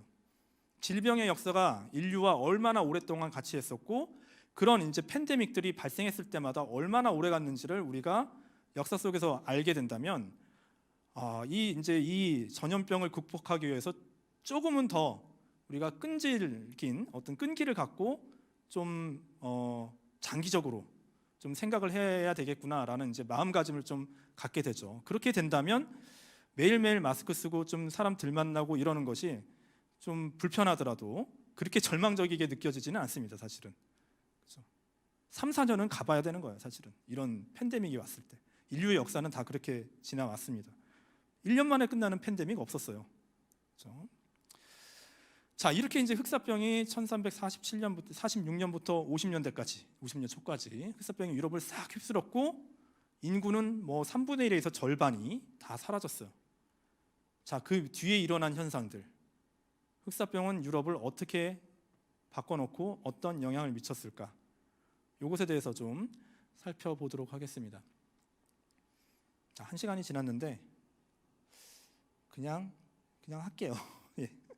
그냥 하고 좀 이제 일찍 끝나면서 이제 질문을 받고 이런 식으로 가도록 하겠습니다. 흑사병이 유럽 사회에 미친 영향. 자, 첫 번째 사회적 혼란이죠. 사람들이 이제 이게 도대체가 뭔지 모르는 거예요. 일단은 다들 신이 내린 심벌이라고 생각해요. 의학자들은 그렇게 생각 안 하지만 일반 대중들은 그렇게 생각하는 거죠. 지금보다도 지식의 격차가 더 큰 사회니까, 그죠? 글을 읽을 줄도 모르는 사람이 태반이니까, 그죠? 자, 채찍고행자라고 하는 사람들이 등장해요. 신이 벌을 내렸어요. 왜 벌을 내렸을까? 두 가지로 나뉘는 거죠. 내 탓이요. 가톨릭에서 주로 얘기하는 메아 꿀빠죠. 자, 1349년 봄에 이제 한번 크게 휩쓸었어요. 채찍, 굳이 한자로 편달이라고 쓰는 책도 있는데 채찍고행자들이 등장합니다. 가혹한 방식의 속죄 의식이에요. 13세기도 있었으나 이제 이 흑사병과 함께 굉장히 많이 급증을 합니다. 자, 그런데 이 사람들은 사실은 회개하는 거예요. 회개하고 속죄를 하는 거기 때문에 교회에서는 어떻게 보면 기존에 있었던 가치관에서 봤을 때는 권장할 만한 것들이죠, 그죠? 자, 그런데 그래서 초창기에는 용인했어요. 근데 점차 가면 갈수록 유혈낭자한 그런 모습들을 보여주면서 사회 질서를 위협하는 그런 이제 단계까지 가니까 교회 당국에서는 하지 마라. 이렇게 교황이 명령을 내립니다. 1349년 10월에 교황 클레멘스 6세는 이를 엄격히 금지합니다. 자, 클레멘스 6세는 여기서 잠깐 흑사병을 벗어난 얘기를 한다면 우리가 이제 중세사, 유럽 중세사를 공부하면은 아비뇽 유수 이런 말이 나오죠. 그 아비뇽 유수, 그 아비뇽 교황이에요, 이 사람은. 그렇죠? 자, 그리고 이제 1350년 가면은 완전히 이 사람들은 기본적으로 교황 말은 잘 듣는 사람들이기 때문에 1350년 가면 채찍 고행자는 사라집니다. 이제 어떤 식이냐면 도시에서 대형을 이루면서 이런 식으로 이게 지금 흑백으로만 돼 있으니까 별로 우리가 유혈낭자해 보이지 않죠. 뒤에 이렇게 채찍이 달린 거예요. 채찍인데 이제 그냥 가죽인 경우도 있지만 굉장히 날카로운 물건을 달아서 자기 살을 뜯어버리는 그런 사람들도 있었어요. 그렇죠? 그래서 이제 십자가를 들고 이렇게 이제 전진하는 대열을 이루고 있어요. 도시에서 채찍 고행자들이 이런 퍼레이드를 하고 있는 거예요. 자기 피를 절절 흘리면서. 그러니까 이제 교황이 그러지 마라라고 하는 거죠. 자, 이런 이제 판화 그림도 있고, 자, 이게 이제 좀 더 리얼해 보이죠. 이거는 이제 14세기 그림이 아니라 17세기 그림이 되는데, 이런 그 17세기에서도 이런 사람들이 있었던 거죠, 그죠? KKK냐 이렇게 할 수도 있는데 이거는 이런 복장은 옛날부터 있었던 거니까, 그죠? 이런 사람들이 수십 명이 줄을 서서 돌아다닌다고 생각을 해보세요. 끔찍하죠, 그죠? 사람들이 이제 막 안 그래도 패스트로 인해서 불안한 상황인데 이런 사람들이 이렇게 돌아다니면 굉장히 흥분하게 되죠. 사회적인 무질서를 조장할 수 있게 됩니다. 자, 내 탓이오. 자, 내 탓이오가 있으니까 남 탓이오도 있죠. 너 때문이야, 그죠? 유대인 박해, 뽀그롬이라고 하는 이제 나중에 뽀그롬이라고 불리는 유대인 박해가 등장을 합니다. 유대인들 유럽에 많이 살고 있었어요. 많이 살고 있었어요. 근데 이제 유대인들에 대한 이질감을 이제 유럽 사람들이 느끼기 시작한 때는 12세기 말부터예요. 자, 유대인들이 유럽 전역으로 이제 퍼지게 된 계기는 기원 후 2세기죠. 200년대예요. 200년 전이에요. 그때 로마 황제 하드리아누스라는 황제가 유대인들이 반란을 일으키니까 아예 이제 그 예루살렘을 파괴시켜 버리죠. 그때. 그리고 유대인들 다 쫓아버립니다. 너네 다시는 이 땅에 들어오지 마 하면서 유럽 전역으로 다 흐트러뜨립니다. 그때 이제 유대인들의 디아스포라가 처음으로 시작됐고 무슨 동유럽, 서유럽, 아프리카, 그다음에 서아시아 지역의 곳곳에 이제 흩어지게 되죠. 그렇죠? 자, 그래서 서유럽으로 스며들어서 자기네들끼리 마을을 갖고 이제 살고 있는 유대인들이 굉장히 많았어요. 근데 11세기 말까지, 12세기 말까지만 하더라도 유럽인들은 그냥 보통 기독교를 믿는 유럽인들은 이 유대인들에 대해서 별로 그렇게 거부감을 느끼거나 아니면 공격적인 성격을 지니거나 그러지 않았어요. 저기 저 동네 사람들은 그냥 유대교를 믿는 사람들이래. 유대교가 뭔데? 기독교보다 조금 이전 단계인데 뭐 좀 다른가 봐. 뭐 이런 식의 그 정도의 반응이에요. 그러면서 경제 활동이라든가 사회 활동은 별 문제 없이 하고 있었는데 12세기 후반부터 어떤 이제 전반적인 현상이 등장하냐면 유럽 사람들이 본격적으로 예수의 삶과 말씀에 깊이 공감하는 시대가 오기 시작해요. 일반 민중들까지.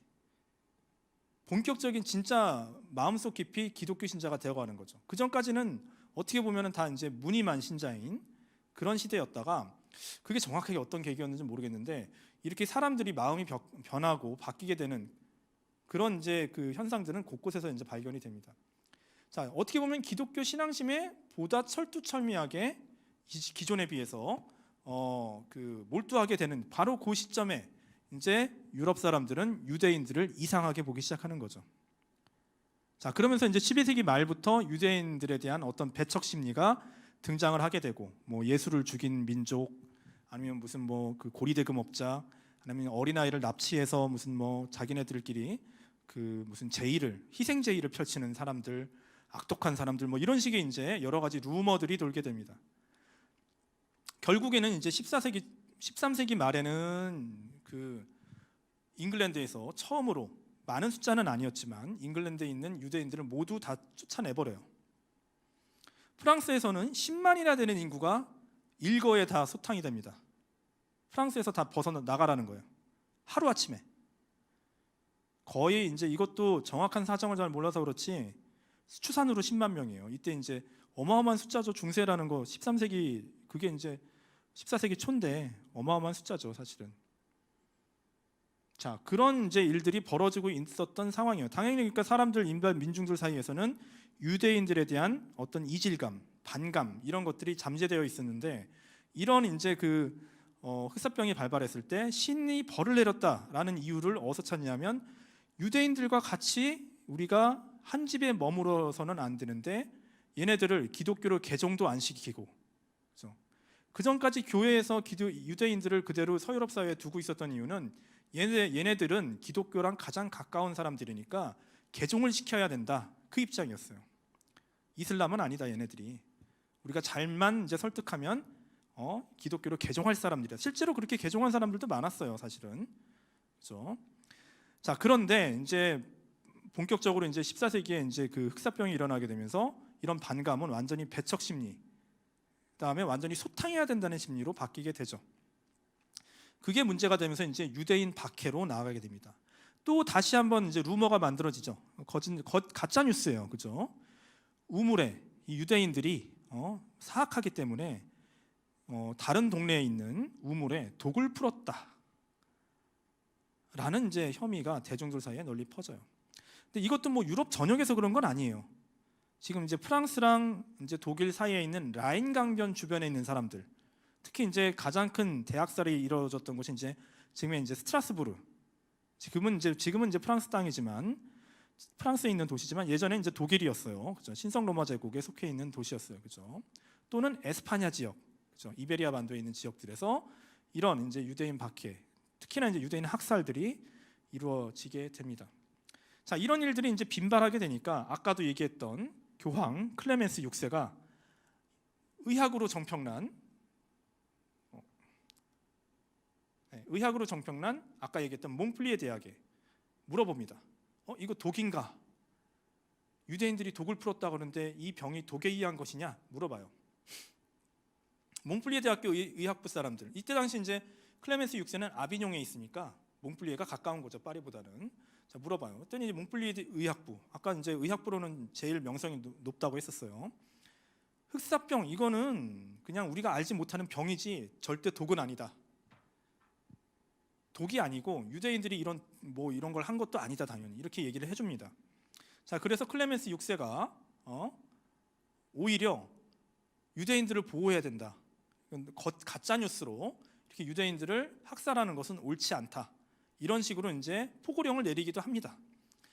하지만 뭐 교황이 무슨 지금처럼 경찰력이 있는 것도 아니고 군대를 그렇게 뭐 크게 갖고 있는 것도 아니기 때문에 사실은 지역적 수준에서 그 일반 민중들이 막 발작적으로 이렇게 일어나는 이런 유대인 학살을 막지는 못해요, 궁극적으로. 그리고 이제 클레멘스 6세는 또 이제 유대인들이 돈을 빌려주는 사람이기 때문에 사실은 또 어떤 한편에서는 이런 유대인들을 보호해야 할 의무가 또 있긴 했었어요, 사실. 그렇죠? 자, 뭐 그럼에도 불구하고 폭력적인 민중들의 행태는 계속해서 반복해서 이루어지게 되고, 그렇죠? 가장 대표적인 것이 이제 스트라스부르. 지금 뭐 독일어식으로 하면 스트라스부르크가 되죠. 여기서 49년 2월에 처음으로 이제 시작됐고 1351년까지 유럽 전역에 210여 곳의 유대인 공동체가 전멸당해요. 완전히 그냥 흑사병으로 인해서 죽는 게 아니에요. 인간의 광기로 인해서 죽는 거죠. 350건의 학살 사태가 발생합니다. 동유럽으로도 전파가 되고 1391년까지 에스파냐에서도 이런 대학살이 벌어졌다고 해요. 그죠? 자, 이거죠. 유대인 박해 학살을 다루고 있는 당시 이제 훨씬 뒤에 있는 판화이긴 하지만 훨씬 뒤에 나온 판화이긴 하지만 요런 이제 그림이 있고, 요건 아까 제가 얘기했던 질르미지 연대기에 나온 이제 채색 사파예요. 그죠? 사람들을 구덩이에 몰아넣고 너희들은 악의 세력이니까 정화해 주겠어 그러면서 산채로 불질르는 거예요. 산채로 불질르는 건 우리나라에서는 동학농민운동 때 일본군이 그랬죠. 그런 짓을 한 거예요, 지금. 그렇죠? 여기 밑에 있는 이 이야기들이 지금 그 얘기를 하고 있는 거죠. 그렇죠? 1349년에 그렇죠? 유대인들이 뭐 이제 뭐예요? 뭐 감옥 같은 데다 갇혀서 뭐 이런 일들을 당했다라고 이제 좀 얘기하고 있는 그런 이제 구절입니다. 아까 그 연대기에서. 자, 이게 이제 사회적인 대혼란이에요. 그죠? 사회적인 대혼란이었고, 자, 그다음에 이제 이제 흑사병이 미친 영향 중에 이제 경제적인 것도 엄청나죠. 인구의 절반 이상이 절반 정도가 날아갔으니까 경제적인 충격도 엄청납니다. 물론 여기에서 무조건 다 나쁜 것만 있었던 건 아니에요. 살아남은 사람들은 너무 그나마 괜찮은 그런 좀 대우를 받는, 사람이 너무 이제 소중하니까 그런 이제 상황도 맞이하게 돼요. 자, 일단은 이제 죽은 사람들과 관련해서 얘기를 해볼게요. 폐촌들이 증가한다. 아예 이제 촌락이 다 그냥 아예 그냥 버려지는 거예요. 그죠? 사람이 너무 많이 죽어서. 그죠? 인구는 감소됐어요. 그죠? 흑사병 이전 수준의 인구수, 즉 뭐 유럽 전체에 걸쳐서 6천만 정도 됐다는 그 인구수는 16세기가 넘어가서야 회복이 돼요. 인구 증가가 굉장히 더딘 사회였기 때문에 빨리 이렇게 막 회복이 되는 게 아니라는 거죠. 굉장히 더디게 몇백 년에 걸쳐서 인구 회복이 이루어지게 돼요. 자, 농노들도 많이 죽어요. 이때 당시에 이제 일반 서유럽에서는 농노들이 장원제가 있었던 곳이고 영주와 농노 관계가 기본적인 관계였는데 뭐 누가 봐도 당연히 이제 영주보다야 이제 농노들이 더 많이 죽죠. 농노들이 굉장히 많이 죽습니다. 자, 그러면서 이제 영주들의 이제 재정 수입도 많이 감소하게 되는 그런 모습을 보여주죠. 자, 그런데 이제 문제는 뭐냐면 살아남은 농노들은, 그래서 이제 전염병에 대한 면역력을 기른 농노들은 뭔가 이제 사회적인 대우가 달라지게 됩니다. 이 사람들은. 왜? 자, 일을 안 해요. 아니면 이제 영주가 시키는 막 여러 가지 명령을 안 듣습니다. 그럼 이제 농노가 뭐라 그래요? 아니 뭐 저 옆에 있는 영주들은 뭐 이렇게 농노들한테 잘해준다는데 우리 영주님은 그런 거 안 해주시나요? 이렇게 나와요. 그럼 영주가 옛날 같았으면 무엄하다 그러면서 너를 죽여버리겠다 할 수 있는 거죠. 근데 지금 너를 죽여버리겠다 이런 말을 할 수 있나요? 안 그래도 너무 많이 죽어서 너무 이제 골아픈 상황인데 살아남은 사람까지 죽여버리겠다 이런 말을 못 하는 거예요. 지금 뭐 또 죽을래? 이런 말 못 하는 거예요. 어떻게든 이 농노들을 잘 달래서 내가 경영하는 토지에서 벗어나지 않게, 도망가지 않게 내 사람으로 붙들어 놓는 게 중요합니다. 그렇죠? 자, 그래서 노동력을 토지에 정착시키려고 하는 시도들이 등장하는 거죠. 농노가 도주하거나 아니면은 다른 영지로 이주하려고 하는 것을 몰래 이주할 수도 있는 거죠. 다른 영주가 받아들여 줄 수 있어요. 우리 안 그래도 우리 일손 부족한데 저쪽 마을 가서 살면 되지. 내 영지 중에. 이렇게 이제 하는 사람들이 있으니까 어떻게든 자기 땅에서 이탈하는 걸 방지하기 위해서 영주들이 농노들한테 잘해줘야 돼요. 그렇죠? 자, 농노의 자유농화가 이루어지게 되죠. 이게 뭐냐면 해방 농노가 되는 거죠. 목돈을 모은 농노들이 이때 당시 이제 이미 유럽에서는 화폐 경제가 농촌까지 침투해 있는 상황이에요. 13세기 후반에. 그러면서 이제 목돈을 모은 농노가 안 그래도 이제 수입이 감소해서 재정이 악화되어 있는 영주한테 목돈을 갖다 드릴 테니까, 그리고 내가 여기에서 내가 여기 땅도 계속 농사도 지을 테니까 농노에서 일반 자유농으로 신분을 바꿔달라. 그죠? 이런 요구를 합니다. 그러면은 당장 돈이 급하고, 그죠? 그다음에 당장 내 마을에서 또 농사를 짓겠다는 사람에게 당연히 오케이를 해주죠, 영주는. 자, 그래서 이때 당시에 오히려 서유럽에서는 농노였던 신분에서 자유농으로, 그죠? 또는 자영농으로 바뀌게 되는 사례가 굉장히 많이 등장하게 됩니다. 자, 그리고 영주들은 이제 이 영지를 직접 경영하는 어떤 그런 사람이라기보다는 그냥 지대만 받는 그 수치자로 변화한다는 거죠. 그죠? 그리고 그 지대도 굉장히 뭐 과한 경우가 아니라 농민들이 이제 농노의 이제 신분에서 실질적인 해방을 이루는 그런 이제 그 시대가 도래하게 됩니다. 여기서 이제 농민들, 이제 뭐 농노에서 자유농으로 어떻게 보면 한 단계 업그레이드된 농민들 중에서는 또 뭐 하여간 이 흑사병의 기회를 잘 이용한 사람들이 있어요. 이미 주인이 없는 토지들, 이런 것들을 자기가 막 겸병합니다. 합병을 합니다. 그래서 토지를 막 헐값에 싸들여요. 주인 없는 토지들을. 그리고 거대한 농장을 만들기 시작하는 거죠. 물론 이제 영주에 비해서는 계속해서 이제 낮은 위치에 있는 사람이긴 하지만 그래도 꽤 많은 이제 그 땅을 갖고 있는 지주 계층으로서의 농민이 등장을 해요. 그렇죠? 이 사람들을 이제 프랑스어로는 라보헤라고 부르는데 영어로는 젠트리 계층이라고 부르는 거예요. 이 사람들이. 이 젠트리 계층은 여러분들이 나중에 뭐 16세기, 17세기, 뭐 18세기까지 영국 의회의 주역으로 이제 등장하는 사람들인데 원래 출신은 원래 농민들이에요. 그냥 농민인데 14, 15세기를 거치면서 부유하게 된 지주로, 농장주로 커진 농민들을 우리가 젠트리 계층이라고 얘기를 합니다. 그래서 원래 출신은 그래서 농민들이에요. 그래서 귀족이 아니에요. 젠트리는.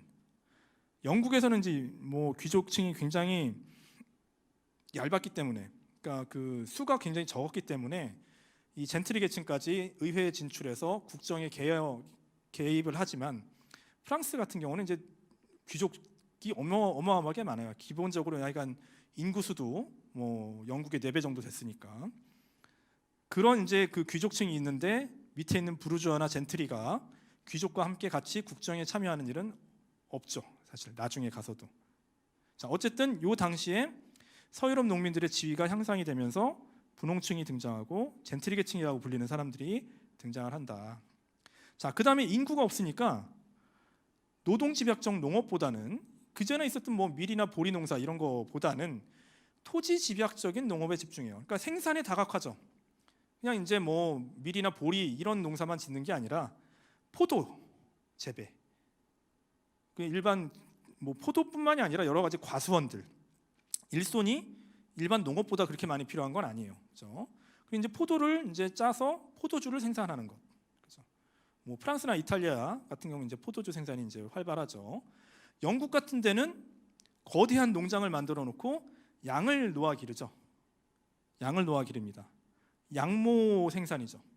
양털을 깎아서 그거를 바다 건너 플랑드르에 수출을 하는 방식이죠. 플랑드르에서 그걸 수입해 와서 그거를 자기네들이 모직물로 생산을 해내고 또 팔아요. 그러니까 영국과 플랑드르는 이런 경제적인 관계로 굉장히 끈끈한 관계에 있었죠. 그다음에 이제 양모는 사실 제가 여기 영국만 썼는데 영국 말고도 이베리아 반도, 지금 에스파냐 지역에서도 양모 생산은 굉장히 활발하게 이루어져요. 특히 이제 산악지대에서 양을 키우는 그런 사람들이 있고, 에스파냐에서 키운 양은 이제 피렌체 같은 이탈리아 도시로 가게 되는 거죠. 양털은 거기서 또 이제 양모 생산이 또 이루어집니다. 이런 식으로 꼭 예전에 있었던 전통적인 농업이 아니라 생산의 다각화가 이루어지면서 다른 품종, 다른 어떤 그 양모라든가 포도라든가 아니면 다른 과수원 이런 것들이 이제 등장을 해 나가기 시작합니다. 자, 여기서 이제 재미있는 게 뭐냐면 동유럽은 정반대라는 거예요. 동유럽은. 그렇죠? 독일 너머에 이제 지금 폴란드라든가 이런 독일도 그래요. 독일 쪽도 마찬가지인데 정반대 상황이에요. 독일 쪽은 전부가 다 이때까지 농노가 아니었어요. 서유럽 지역은 대부분 농노였다면 저쪽 동유럽은 자유농들도 있었습니다. 농노도 있었어요. 농노도 있는데 그 사람은 이제 영주의 땅을 이제 경작하는 사람이었고 자기 땅 갖고 있는 자유농들도 있었습니다.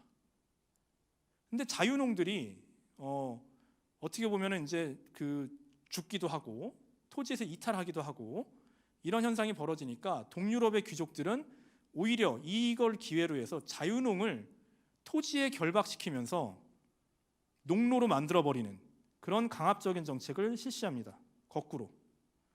그러니까 이제 서유럽의 농노들은 더 이상 뺏길 게 없기 때문에 그런 상황에서 인구가 줄은 상황에서 그거를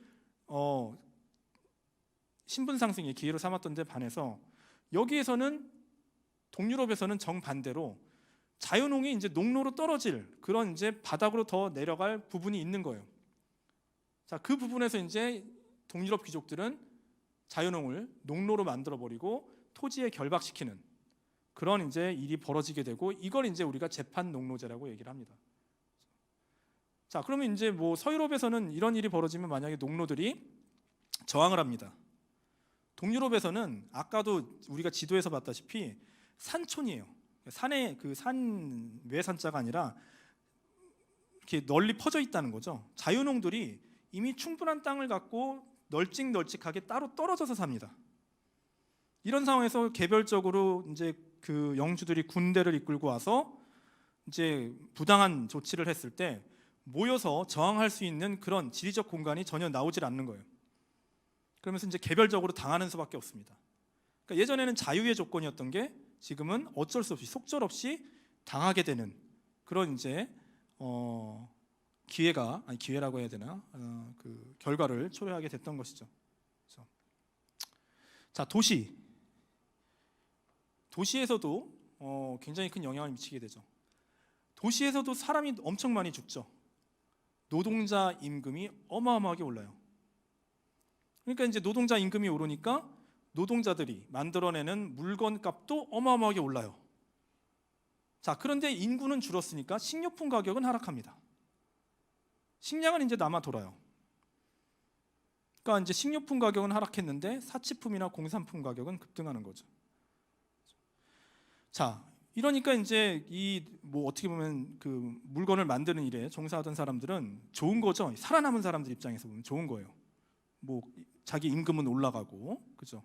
자, 이런 상황에서 이제 이때 당시 이제 중세 사람들은 전혀 자본주의적인 사람들이 아니기 때문에 어떤 식으로 이제 행동하냐면 예전에 예를 들어 이제 이렇게 얘기를 합시다. 예전에는 하루에 1,000원씩 벌었다. 그래서 이제 뭐 5일 동안 일했을 때 5,000원 버는 거예요. 근데 이제 흑사병 때문에 사람이 다 죽어서 내 임금이 하루에 2,500원으로 올랐어요. 그러니까 이틀만 일해도 옛날에 5일치 일하는 그 돈을 벌을 수가 있다고 생각을 해봅시다. 그럼 지금 현대인들 같으면 아싸 하면서 2,500원씩 5일 일하면은 더 많이 벌겠네 이거잖아요.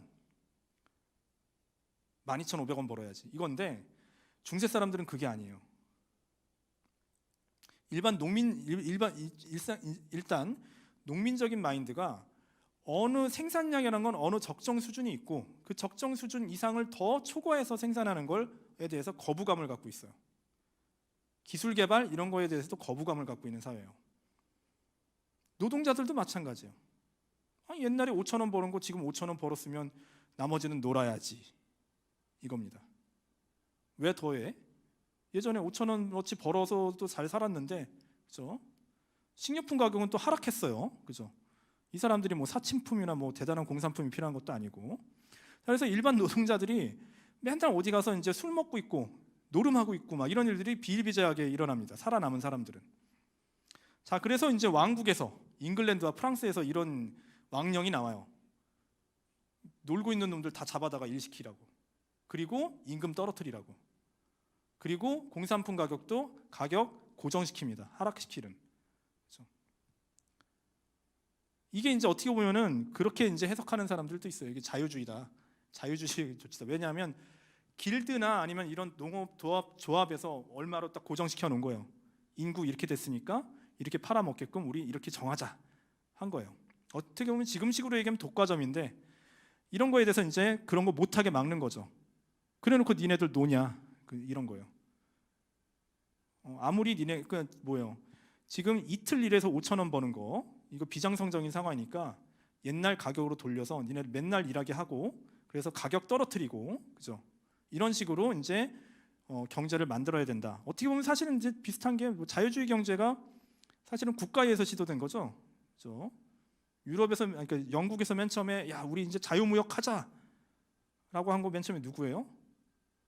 영국 정부예요. 그죠? 뭐 영국 의회에서 정한 거긴 하지만 국가의 개입을 최소화하는 자유주의는 국가가 정한 거예요.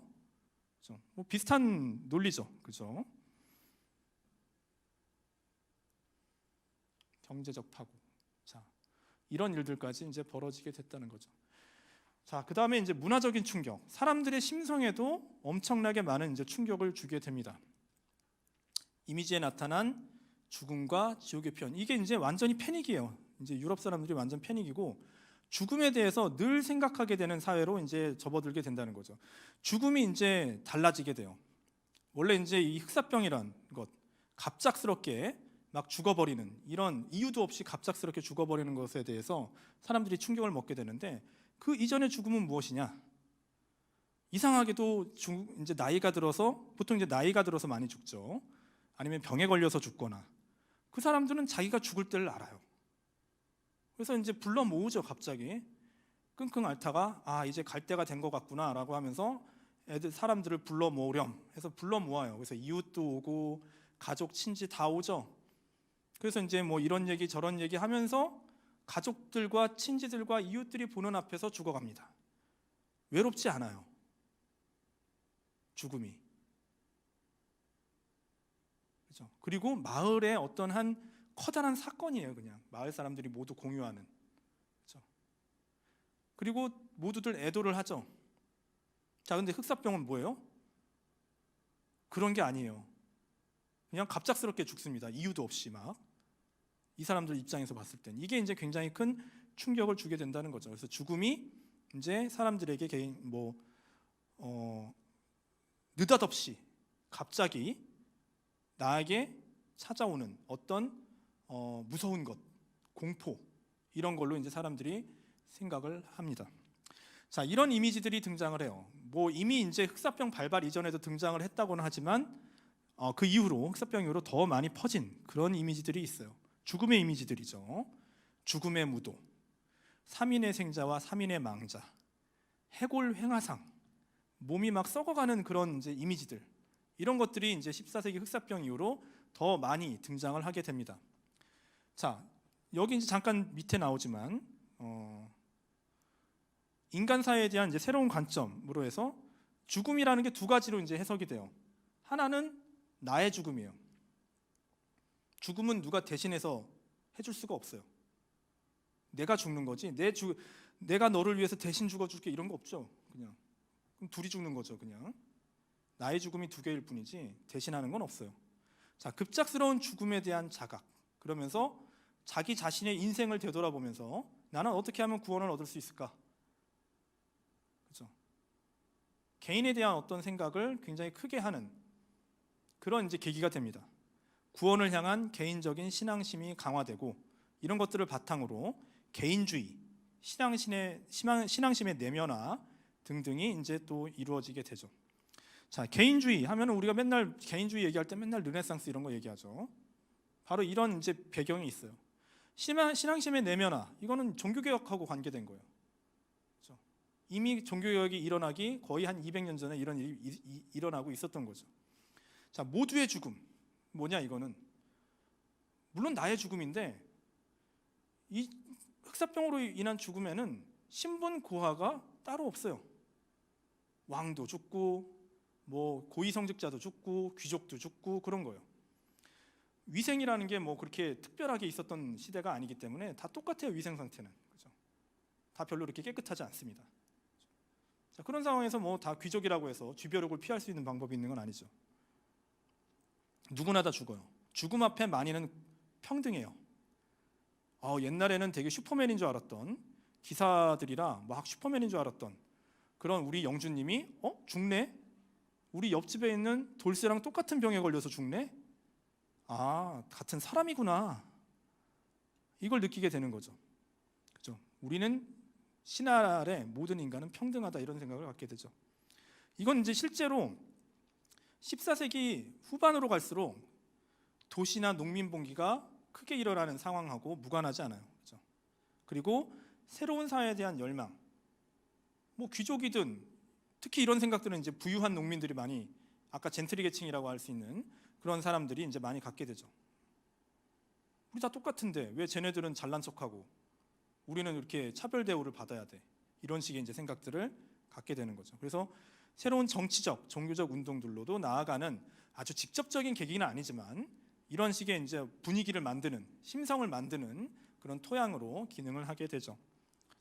자, 그래서 이제 이미지를 좀 몇 가지 더 보게 되면, 뭐 이게 이제 죽음의 기술이라는 그림이에요. 아르스 모리엔디 해서 죽음의 기술이라고 하는데, 나의 죽음이에요, 그죠? 나 혼자 앉아 있는데, 뭐 이제 악마들이 와서 막 죽어가는 와중에 악마들이 와서 유혹합니다. 막 금은 부하를 줄게, 명예를 줄게, 권력을 줄게 하는데 뒤에 이제 성자들이 나타나서 속지 마라. 네 마음을 경건히 하고 죽어가는 과정에 네 인생을 돌아보고 회개하고 뭐 등등등 이런 얘기를 하는 거죠. 그러면서 이제 궁극적으로는 너 인생을 되돌아보고 구원을 향해서, 그죠? 다시 회개하고 뭐 이런 것들을 이제 강조하는 그런 그림이에요. 그죠? 자, 이거는 이제 죽음의 춤이라는 그 테마예요. 이거는 이제 사실은 너무나 많이 죽으니까 죽음을 의인화한 거죠. 해골로. 그래서 무덤에 박혀 있었던, 사실은 뭐 이 땅 밑에 있었던 건 유독한 수증기였지만 이런 식으로 무덤을 해치고 죽음이라는 것들이 땅 밑에서 기어 올라와서 사람들을 다 죽음으로 이끌고 간다라는 거예요. 뭐 지금 막 몸이 해체돼서 막 이런 굉장히 끔찍한, 컬러였으면 이제 난리가 났을 그런 이제 그림들이 파나로 이렇게 묘사가 돼 있죠. 그렇죠? 자, 요 주제가 바로 3인의 생자와 3인의 망자, 불어는 토아비프, 토아모 이건데, 그렇죠? 3명은 살아 있어요. 살아 있는 사람들이고 3명은 이제 죽어 있는 사람들이에요. 이게 이제 되게 잘생기고 삐까뻔쩍한 미남 3명이, 귀족들이죠.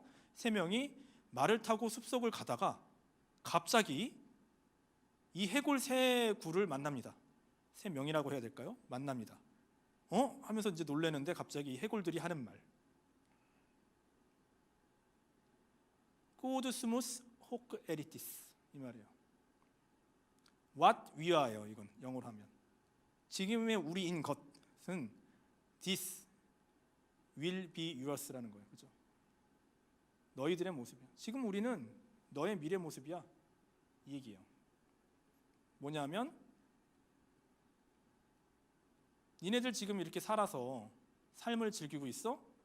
우리와 같은 상태가 어느 순간 될지도 모르는 거야 라고 죽음이 나타나서 얘기를 해주고 있는 거죠. 사실은 이 책자는 누구의 책이냐면 본드 릭상부르라고 하는 프랑스 왕세자비예요. 아까 필립 6세의 며느리예요.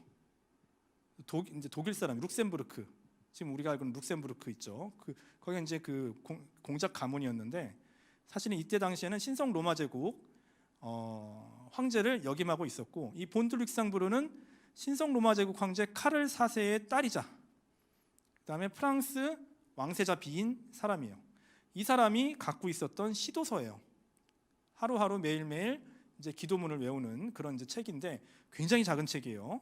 이미 이제 인쇄술이 등장하기 이전부터 굉장히 이렇게 작은 책, 포켓용 책을 만들기 시작했고, 그죠? 이 사람이 이제 이 본드 릭상부르가 바로 흑사병으로 죽었어요.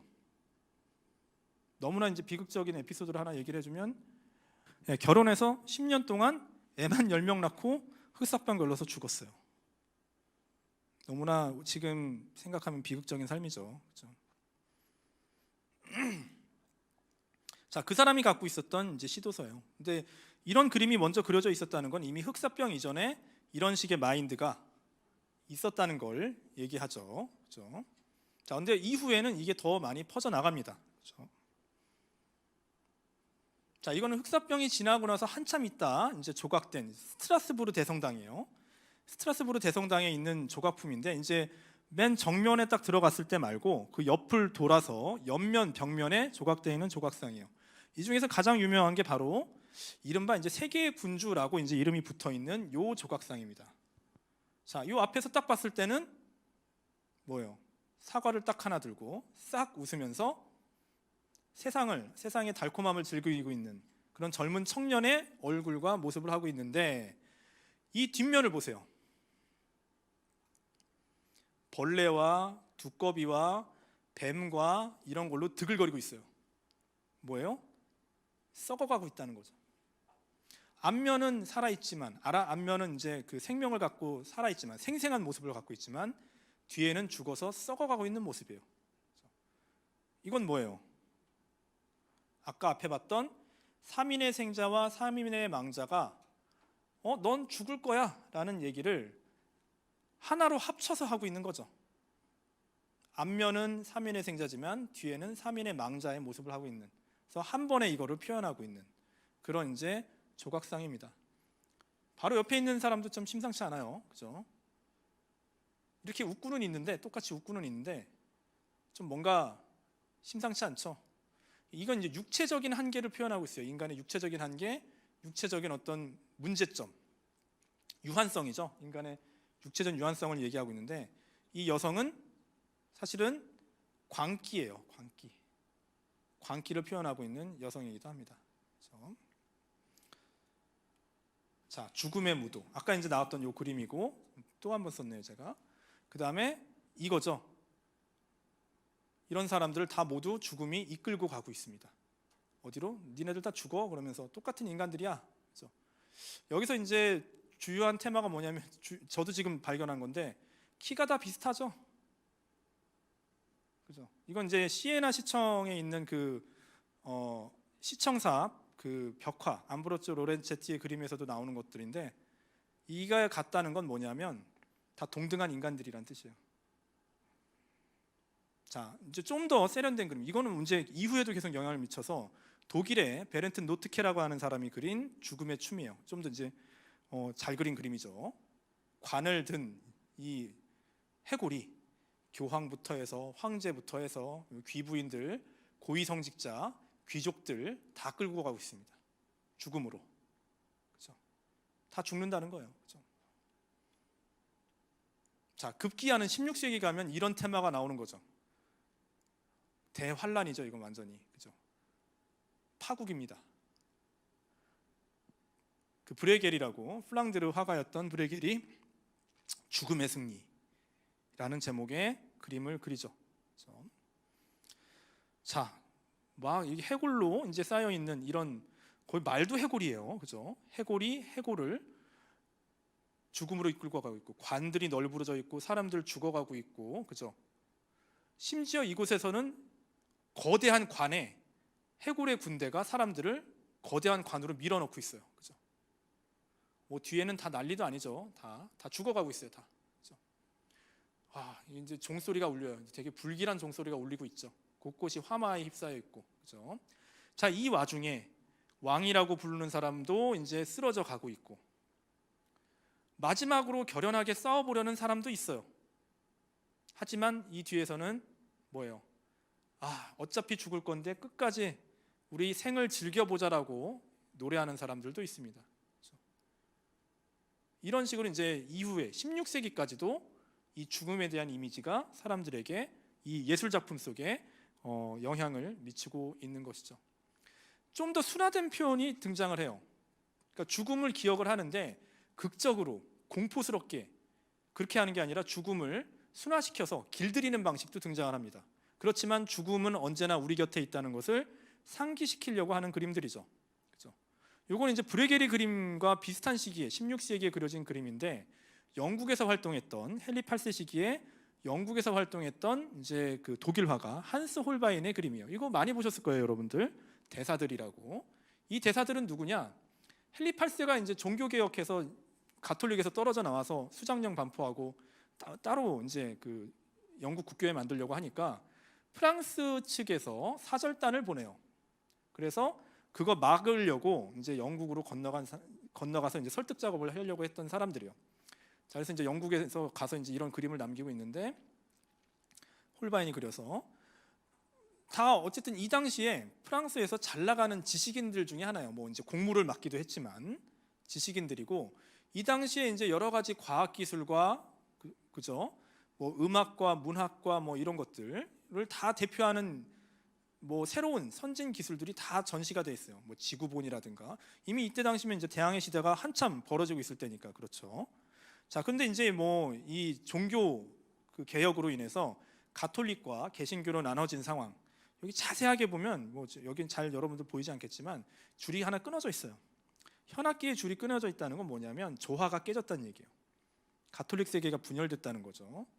이제 찬송가가 펼쳐져 있는 건 다시 화합해서 공동의 노래를 불렀으면 좋겠다, 그런 이제 얘기인 거죠. 자, 어쨌든 이런 걸 표현하고 있는데 갑자기 이게 이런 게 있어요.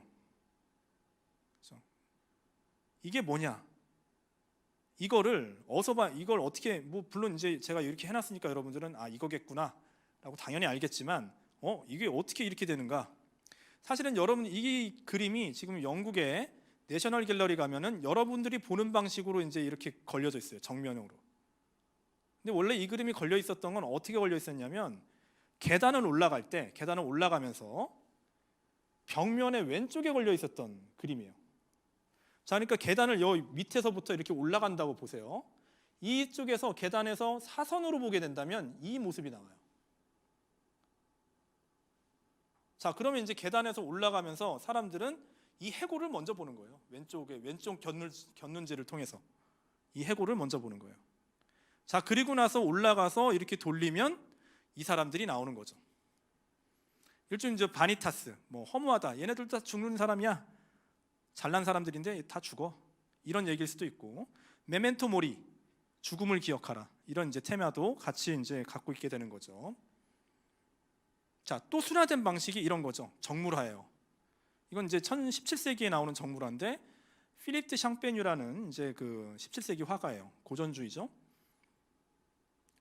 꽃병, 해골, 모래시계. 아, 우리나라 사람들은 이제 딱 그 알죠. 아, 화무시비롱이구나.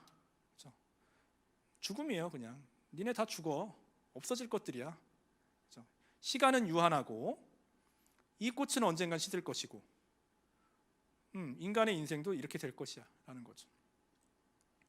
자, 이거는 이제 프란스 할스라는 사람이 그린 이제 그 해골을 들고 설명하는 젊은이라는 거예요. 이건 의대생인가 보다 이렇게 생각하기 쉽죠. 뭐 의대생일 수도 있죠, 그죠? 의대생일 수도 있어요. 근데 이 테마는 또 이 지금 우리가 지금 이 수많은 그림들을 봤을 때 어떤 게 생각나요? 어떤 게 생각나요? 얘네들이 생각나죠, 그죠? 사실은. 그죠? 만약에 이 해골도, 이 프란스 할스의 젊은이가 들고 있는 이 해골도 지금의 나는 너의 미래야, 이런 식으로 얘기를 해준다면, 해골이 뭔가 이렇게 두상이 비슷하죠. 왠지 그렇게 보이기도 해요. 그렇죠? 지금은 살아있지만 언젠간 이렇게 될 아이, 이렇게 또 이제 해석을 할 수도 있어요. 그렇죠? 자, 이런 식으로 이제 흑사병이 사람들에게 뭐 굉장히 이제 심대한 이제 뭐 앞으로도 계속해서 죽음이라는 것에 대해서 끊임없이 상기할 수 있도록 이런 예술 작품으로도 죽음이 이제 등장을 하죠. 이렇게 해서 이제 죽음이, 흑사병으로 등장했던 죽음이라는 예술적인 테마가 계속해서 등장을 해요. 그러다가 이렇게 이제 순화된 방식으로 등장을 하다가, 제가 오늘 준비는 해오지 않았지만 죽음이 아까 우리가 봤던 거의 이제 브레겔의 그림처럼 이렇게 다시 등장하는 시기가 오게 됩니다. 바로 1차 세계대전과 2차 세계대전을 거치면서 이런 식의 그림이 현대사에서, 20세기 사에서 다시 등장을 해요. 양차 세계대전은 진짜 이 흑사병만큼이나 끔찍했던 것이죠.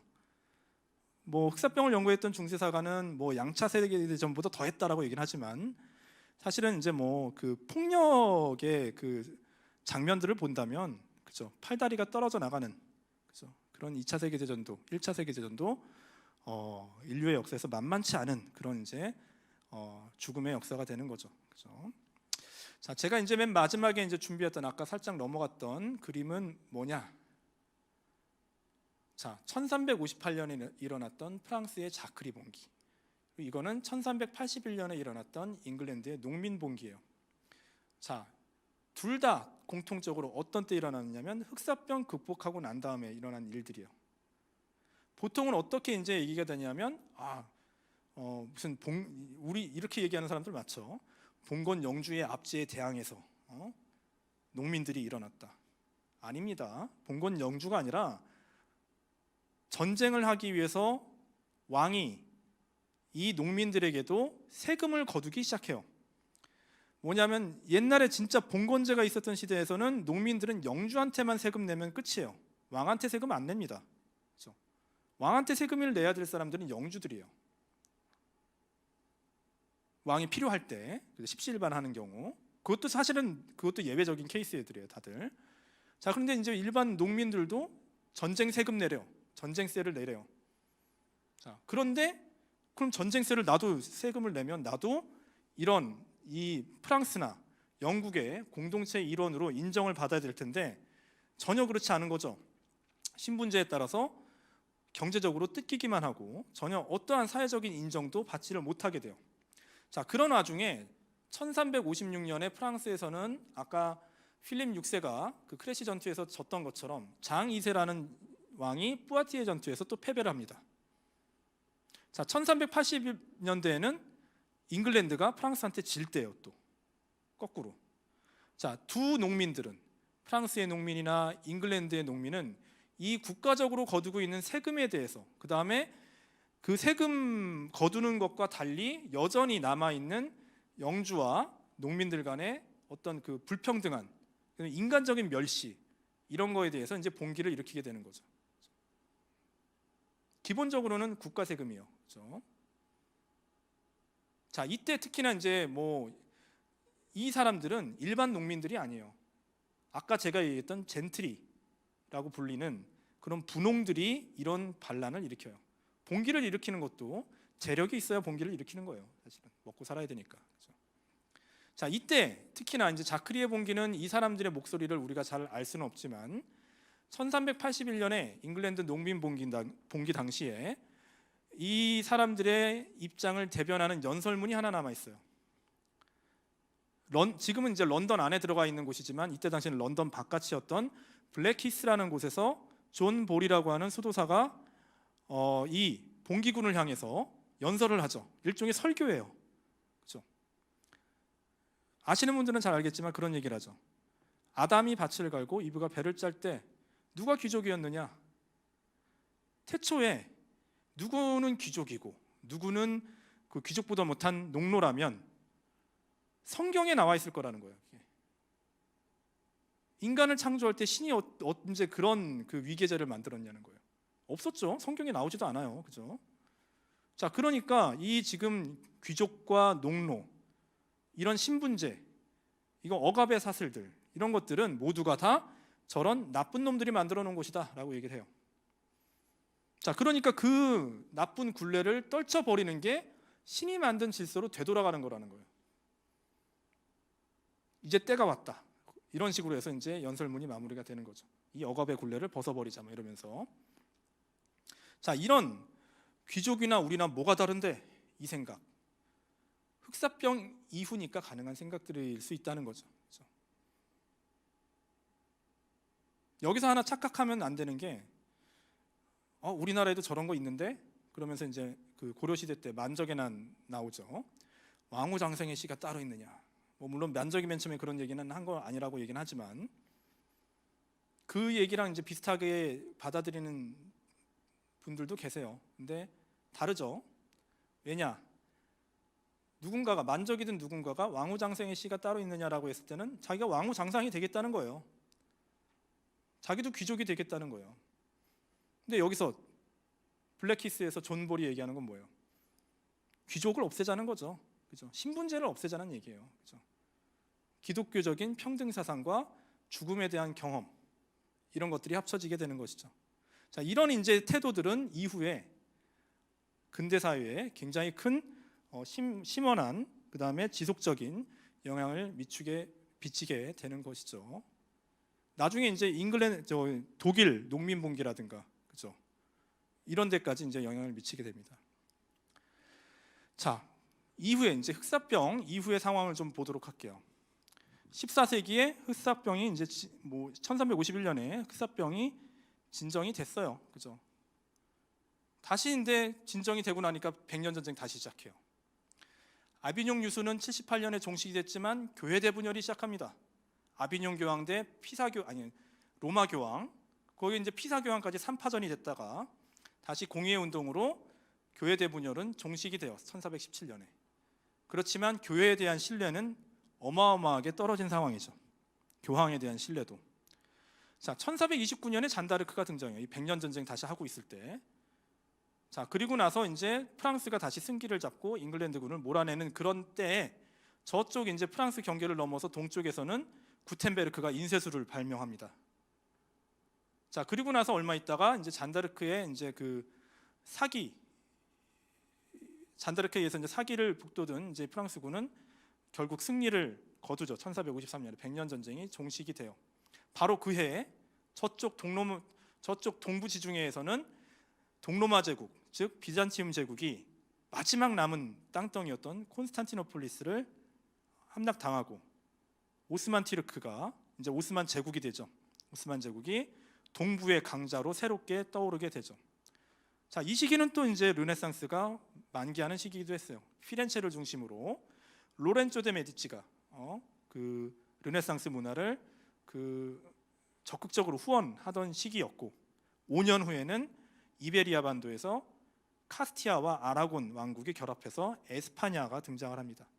페란이라는 왕과 이사벨이라는 여왕, 이 둘이 이제 공동으로 통치를 하게 되고, 자, 아니나 다를까 3년 후에는 또 합스부르크와 부르고뉴가 결합합니다. 그래서 부르고뉴는 원래 프랑스의 동부 지방인데, 동부에 있었던 지방인데 그 발로아 왕조의 반개가 이제 다스리는 지역이었는데 백년 전쟁 도중에 떨어져 나갑니다. 그래서 독립적인 왕국으로 성장하려고 해요. 결국 그 부르고뉴랑 저쪽에 동쪽에 있었던, 그죠, 지금의 오스트리아 지역에 있는 합스부르크랑 결합을 하죠.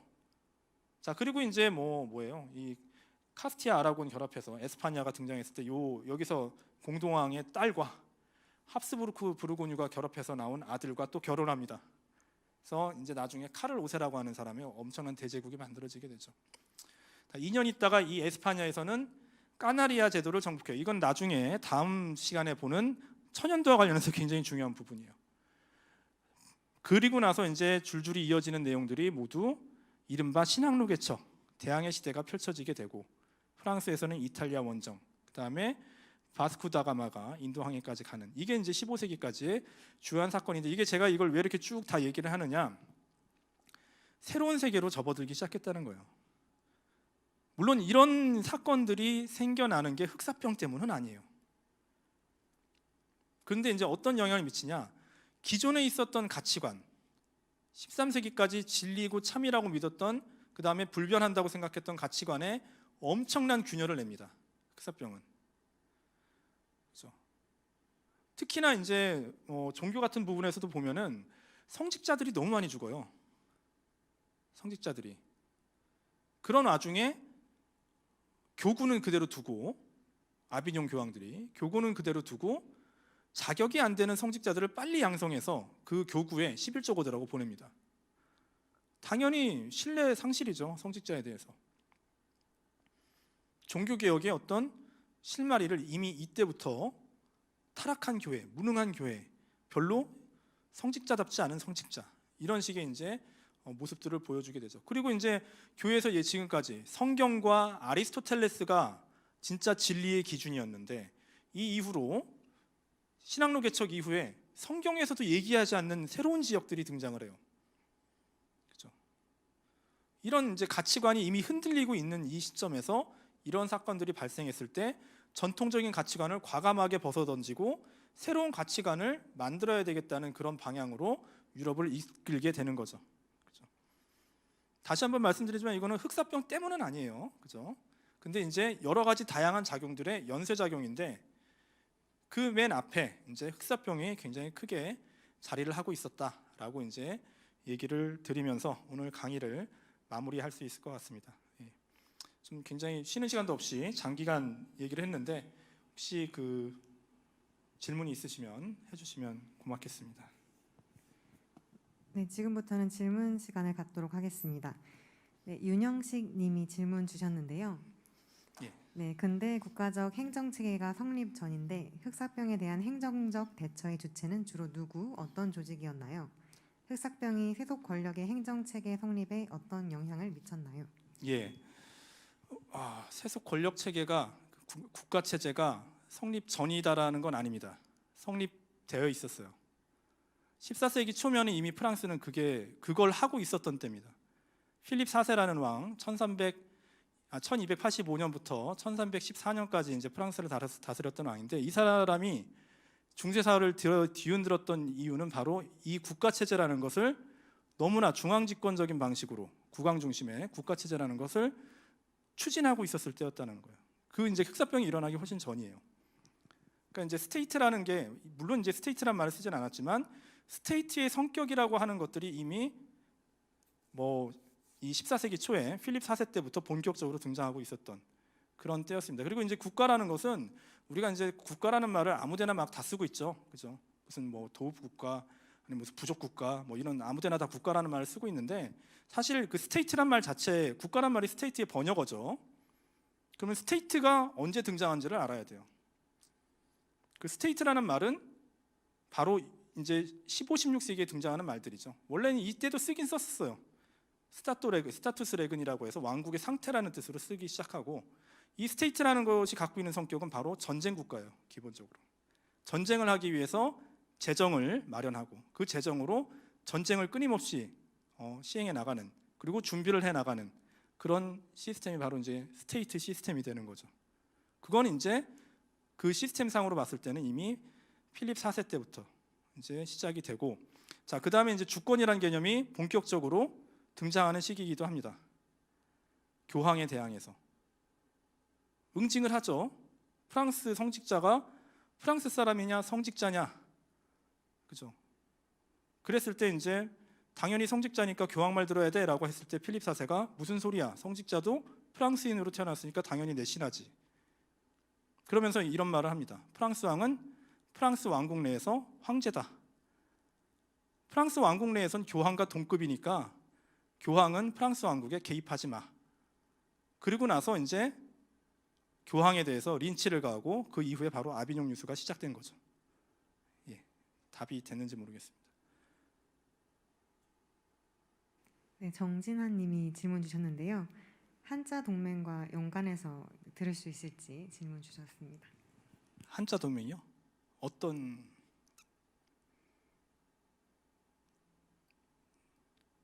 잘 모르는데 한자 동맹은 네, 주로 지중해를 중심으로 들었던 것 같아서 질문 드린다고 합니다.